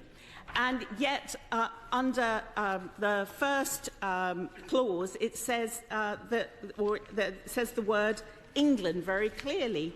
And the other thing that I would like the Minister to make clear at the dispatch box is that if a new provider were to come into the UK and decide in either England or Wales to set up a new steel-making enterprise, would that new enterprise be covered by the provisions in the legislation today? Can the Minister also tell the House what the Attorney-General has advised on compliance with international law, including Article 1, Protocol 1 of the ECHR, the World Trade Organization's subsidies agreement and the Trade and Cooperation Agreement, particularly with reference to state aid.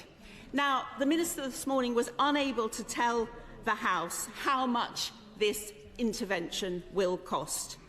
The fact is, Mr. Betts, that we're being asked this afternoon to sign off on a bottomless pit of money. How often will this House be given an update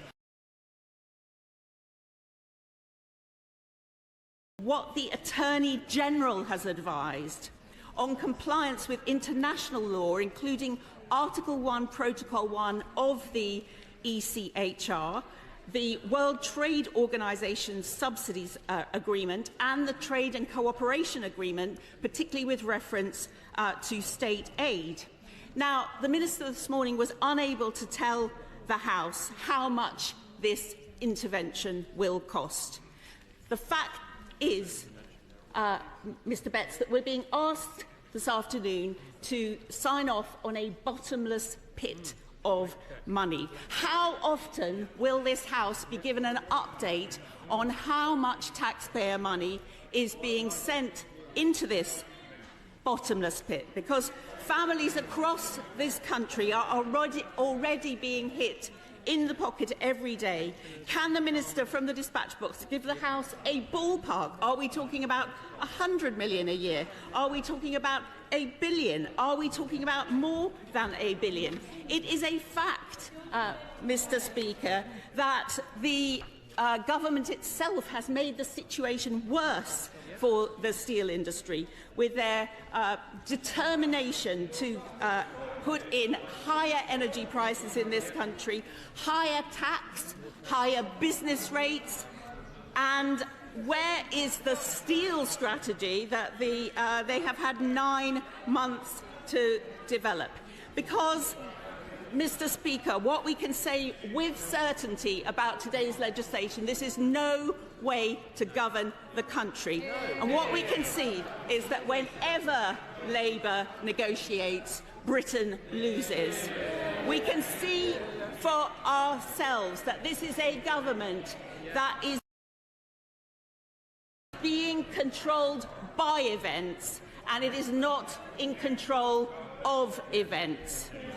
And yet, according to the Secretary of State, it's everyone else's problem and nothing to do with them. And, Mr. Speaker, this government has treated Parliament with disdain. We've had 9 months of dither and delay for these workers at Scunthorpe. When Labour negotiates, Britain loses. And I look forward to hearing the answers to all those questions from the Minister. Minister Sarah-Jones. Thank you, Mr. Speaker. Can I begin by thanking honourable members on all sides of the House, not just for participating in this debate, but for returning to this place in these exceptional circumstances. There seems some debate, but I think this is the 6th time since the Second World War that we have met on a Saturday, and only the 2nd time that the House has been recalled on a Saturday, the other time being during the Falklands War. Before I respond to the comments that I have made, I want to echo the point made by my right honourable friend, the Secretary of State, in his opening remarks. This government will never hesitate to protect our steel industry. And the thousands of steel workers in this country who built it. We always said, from the outset of our negotiations with Jingye, that we would keep every option on the table, that we would act in the national interest to protect jobs. UK forged steel built our railways, our bridges and our buildings. It is integral to our economy's future, just as much as it has been to our rich industrial past. That is why we need to pass this legislation today. Now, Mr. Speaker, I will try to address as many of the points raised as I can. Honourable members made the argument for British steel. My friend, the Right Honourable Member for Birmingham Hodge Hill, pointed out that 95% of Network Rail steel is from British steel. The Right Honourable friend, the member for Hackney North and Stoke Newington, pointed out that TfL would not get anywhere if it were not for steel. And my friend, the member for Stockton North, who has such expertise in this House, pointed out that steel is the future, that everything we have is made from or with steel. I can reassure the House that our plan for steel, the £2.5 billion that we committed to in the manifesto, will work to break down the trade barriers that we have on steel, to consider the new technologies that we can introduce, that will look at all of the new technologies that we need to put in place, and will look across the whole of the UK to make sure we are protecting steel everywhere. To the Minister for giving way, and she speaks about the whole of the United Kingdom. I'm very pleased that the government is acting literally at pace for once and stepping in to protect the workers in Scunthorpe in precisely the opposite way that they turned a blind eye to the plight of the workers at Grangemouth, which is also critical national infrastructure, also labouring under energy prices. Why is it that it's one rule for industrial production in England and a different rule for industrial production in Scotland? Since this government came to power, in the first 10 weeks we negotiated better deal on Port Talbot. We delivered £200 million commitment to secure the future of Grangemouth. We acted last week on the ZEV mandate to secure our automotive industry, and we are acting today to save the workers of Scunthorpe. This government believes in direct action in an active state, securing the future of our industry across the UK. Members raised issues around trade protections. My friend, the member for Great Grimsby and Cleethorpes, did so, and I want to reassure her that we will ensure the right trade protections are in place for our steel industry. The concerns were raised about future decisions in terms of whether we move to nationalisation or not, and whether we would come back to this place. Of course, I can reassure the House we will come back to this place if there is any further matter in terms of ownership or otherwise, and we will keep the House updated. Concerns were raised about the reasonable excuse part of the bill and a request for examples of those. The reasonable excuse clause could include things like physical inability or illness or accident, and I think are reasonable and measured in this case. Many members talked about China. Can I ask this House, we are focusing on this company today. We are not focusing on the nation of China. This is about what has happened with British steel, and it is about what this government is going to do in terms of British steel. I would not want this House to believe that the policy of this government is anything other than a belief in free and fair trade, and that includes with China.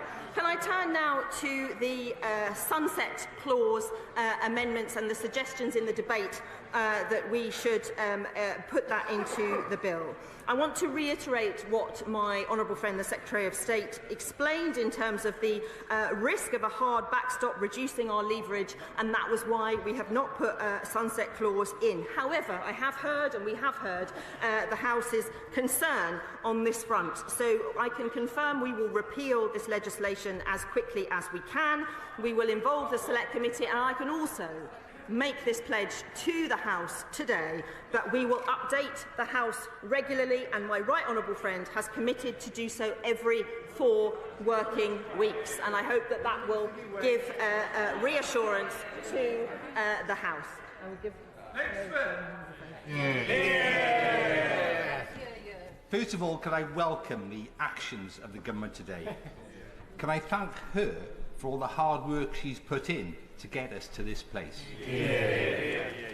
Does she agree with me that our future industrial strategy must contain an extended section on government procurement for steel, so that British produced steel has a fair crack of the whip in the future? And I thank my honourable friend for that intervention, and of course he's right, procurement has a key role to play in our industrial strategy in steel and beyond, and of course we're working with colleagues in the Cabinet Office to ensure that is the case. The honourable member for Brigg and Immingham, who I speak to regularly on these issues, as does my honourable friend the Secretary of State. Point of order, Graham. Thank you, Mr. Speaker. It's reported that Jingi management have been turned away by workers and indeed the Humberside Police today. So can the Minister tell the House whether or not that is the policy of the government to bar Jingi management from going onto the premises? As the honourable member knows, it's great information, but not quite a point of order. Minister. Thank you, Mr. Speaker. Look, I am not going to report and comment from the dispatch box on reports that have been made during this debate. But what I will say is that we are actively engaged minute by minute on activities in British Steel, and this, if anything, would underwrite the need for the powers in this bill to be introduced on this day. So I hope all members in this place will introduce this legislation and vote for it today. The member for Brigg and Immingham suggested that we could have moved faster. Can I reassure the House that we do not recall this House lightly? We do it because we have a choice today, and the choice before us is: do we want to deny any possibility of the future of Scunthorpe? Do we want to see the closure of the blast furnaces, or do we want to secure a future for those workers and for those and for primary steelmaking in this country? I don't think I can give way. The member will forgive me. So I can reassure the member for Brigg and Immingham that we in no way have moved slowly. We have been moving at pace throughout our time in government. There were suggestions that we should move to nationalise British Steel today. There were also suggestions that this bill is already nationalisation. It is not nationalisation, and we are not moving to nationalise British Steel today. We are already taking very significant powers today that we do not underestimate, and this buys us time to have the leverage and the time we need to look at what must be done next. But we will act in the national interest, and as the Prime Minister said yesterday, nothing is off the table. We had a suggestion that we should use the Civil Contingencies Act, which is very difficult to do because it's very hard to meet the criteria, because you have to talk about being at risk of death, so we didn't meet that criteria. But in conclusion, Mr. Speaker, I would like to say that I agree with my honourable friend, the member for Sefton Central, who said that economic security and national security are two sides of the same coin. The emergency legislation we brought forward today is essential to protect British Steel, to protect its workforce and to protect the national interest. This government will never hesitate to act in the national interest to keep Britain secure at home and strong abroad. This legislation is proof of that. Today, we take back control, and I urge all members of this House to vote for this bill. The question is, the bill will now be read a second time. As many of that opinion say aye. Aye. Of the contrary, no. I think the ayes have it. The ayes have it. We now come to the money resolution to be moved formally. The question is, as on the order paper, as many of that opinion say aye. Aye. Of the contrary, no. I think the ayes have it. The ayes have it. Under the terms of the business of the House motion, if the bill is read a second time, it's done. Right. Under the House of today, we now move to Committee of the Whole House. Order.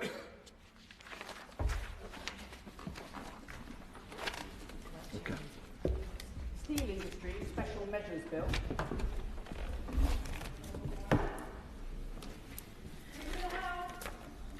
It might be helpful if I begin by explaining how the committee stage will proceed. A number of amendments have been tabled, published and selected for debate. The amendment paper and selection lists are available in the vote office. However, because it is now after 2 p.m, there is no time available for debate. Amendments which are not debated are not subsequently selected for separate decision. Point of order, Alex Burkhardt. Thank you very much, Madam Deputy Speaker. It is obviously deeply regrettable that the government wasn't prepared for the eventualities that it's faced. We know they weren't because the bill wasn't ready until 9:30 this morning.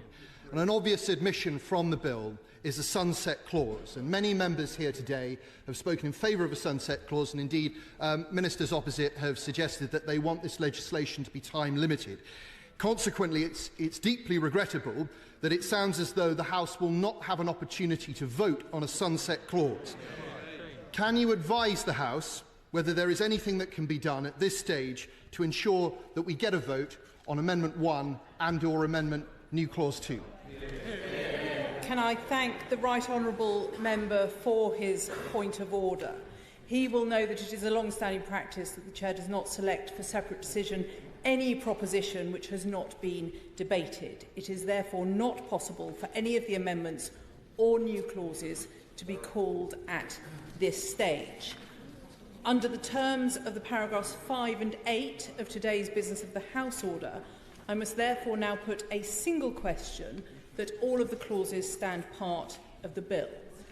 The question is that clauses 1 to 10 stand part of the bill. As many as are of that opinion say aye. Aye. Of the contrary, no. I think the ayes have it. The ayes have it.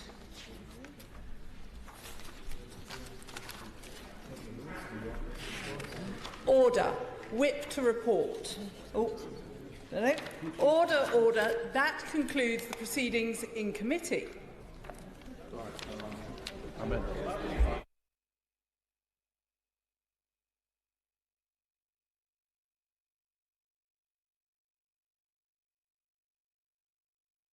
Order. Whip to report. I beg to report that the committee has gone through the bill and directed me to report.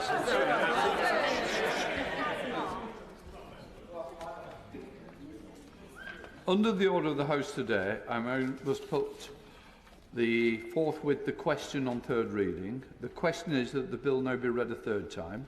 The question is that the bill now be read a third time. As many of that opinion say aye. Aye. Of the contrary, no. I think the ayes have it. The ayes have it. Right.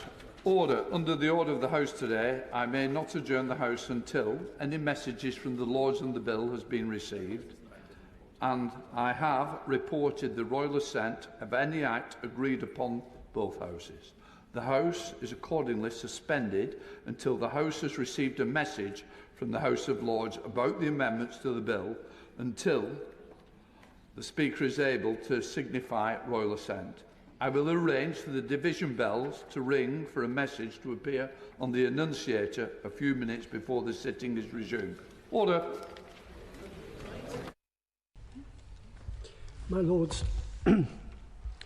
I join with the noble Baroness, the Minister, in wanting to send a strong message from Parliament to all those involved in the Scunthorpe Steelworks that we are solidly in support of them, and everything we do today is directed to that end. Turning to my amendment and the debate we've just had, I think Baroness Freeman made a very important point about civil servants being able to act in the name of the Secretary of State, and I think my noble friend Baroness Coffey confirmed that was the case. So at least we know where we are. I thank the noble Lord Fox very much indeed, because he and I have been working together on this as hard as we possibly can to find a way through, because we don't want to stop this action in its tracks, far from it. We just feel that Parliament, in particular the House of Lords, and the words of our Constitution Committee should not be disregarded.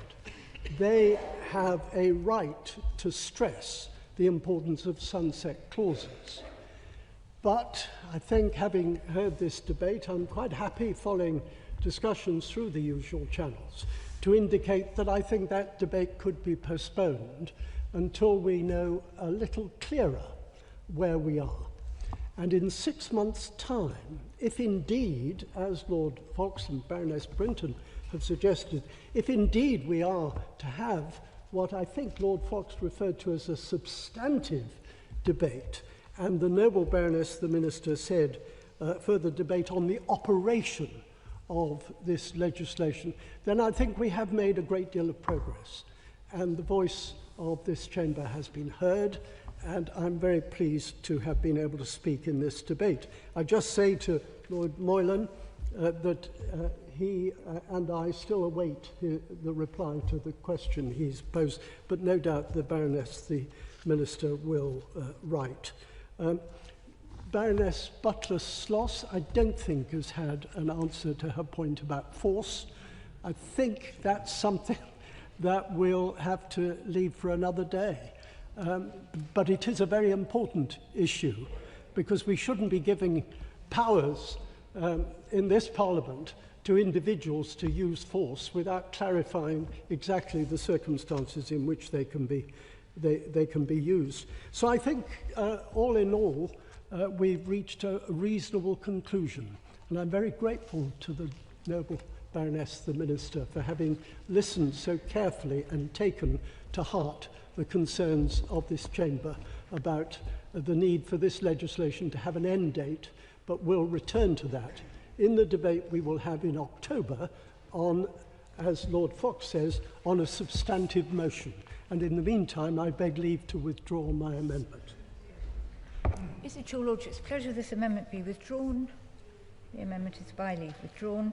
The question is that Clause 2 stand part of the bill. As many of that opinion will say content. Content. To the contrary, not content. The contents have it. In Clause 3, Amendment 2, Baroness Freeman. Not moved? Not moved. The question is that Clause 3 stand part of the bill. As many of that opinion will say content. Content. To the contrary, not content. The contents have it. The question is that Clauses 4 to 9 stand part of the bill en bloc. As many as are of that opinion will say content. Content. To the contrary, not content. The contents have it.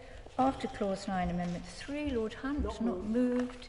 Amendment 4, Baroness Coffey, not moved. Amendment 5, Lord Fox. My Lords, first of all, I thank Lord Hunt for his kind words, which I hadn't really expected. But mostly I wanted to thank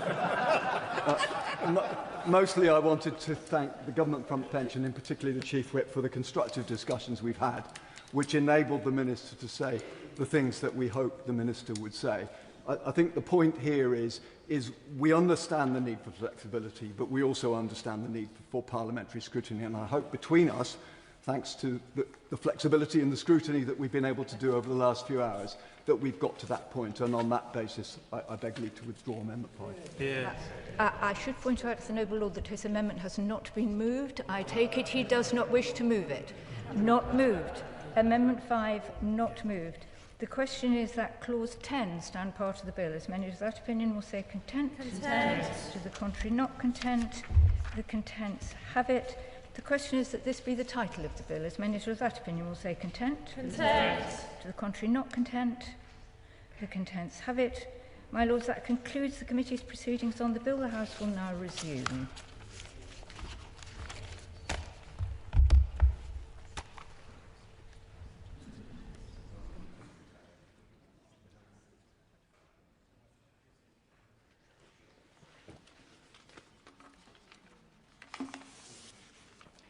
My Lords, the Committee of the Whole House, to which the Steel Industry Special Measures Bill was committed, has gone through the same and has directed me to report it to your Lordships without amendment.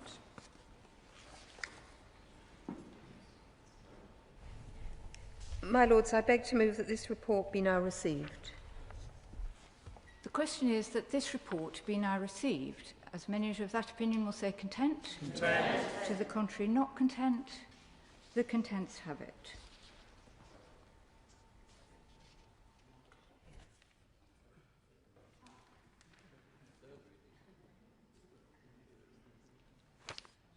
My Lords, we're moving at pace, which is a good thing.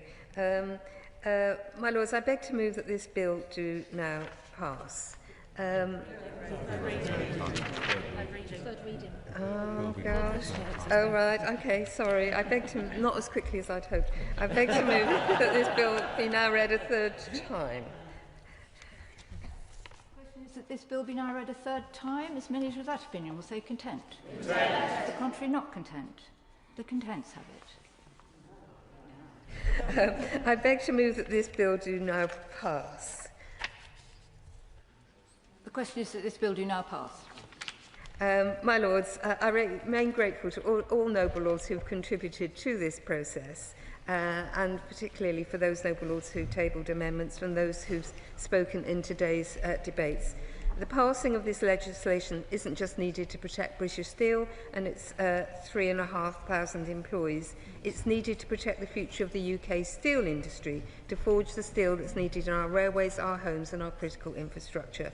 This is what's at stake here, which is why I'm grateful to all those who supported the government in its action today. Our decision to protect UK steel making now and long into the future is absolutely essential. We know that events like this are exceptionally rare, but the government would never have requested a reconvening of Parliament were it not absolutely necessary. The emergency legislation introduced to this House means the government will now be able to order the iron ore, coal and other raw materials needed to keep the blast furnaces at Scunthorpe running.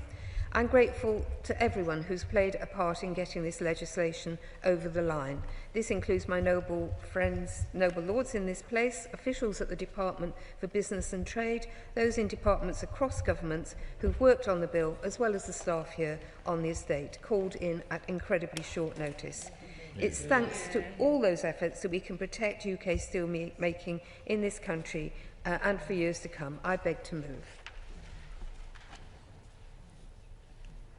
Well, Lords, I shall be very brief, but I just wanted to say that this is a very important and necessary debate, and it's right that we have had today, and it's right that we do everything that we can to support our remaining steel industry.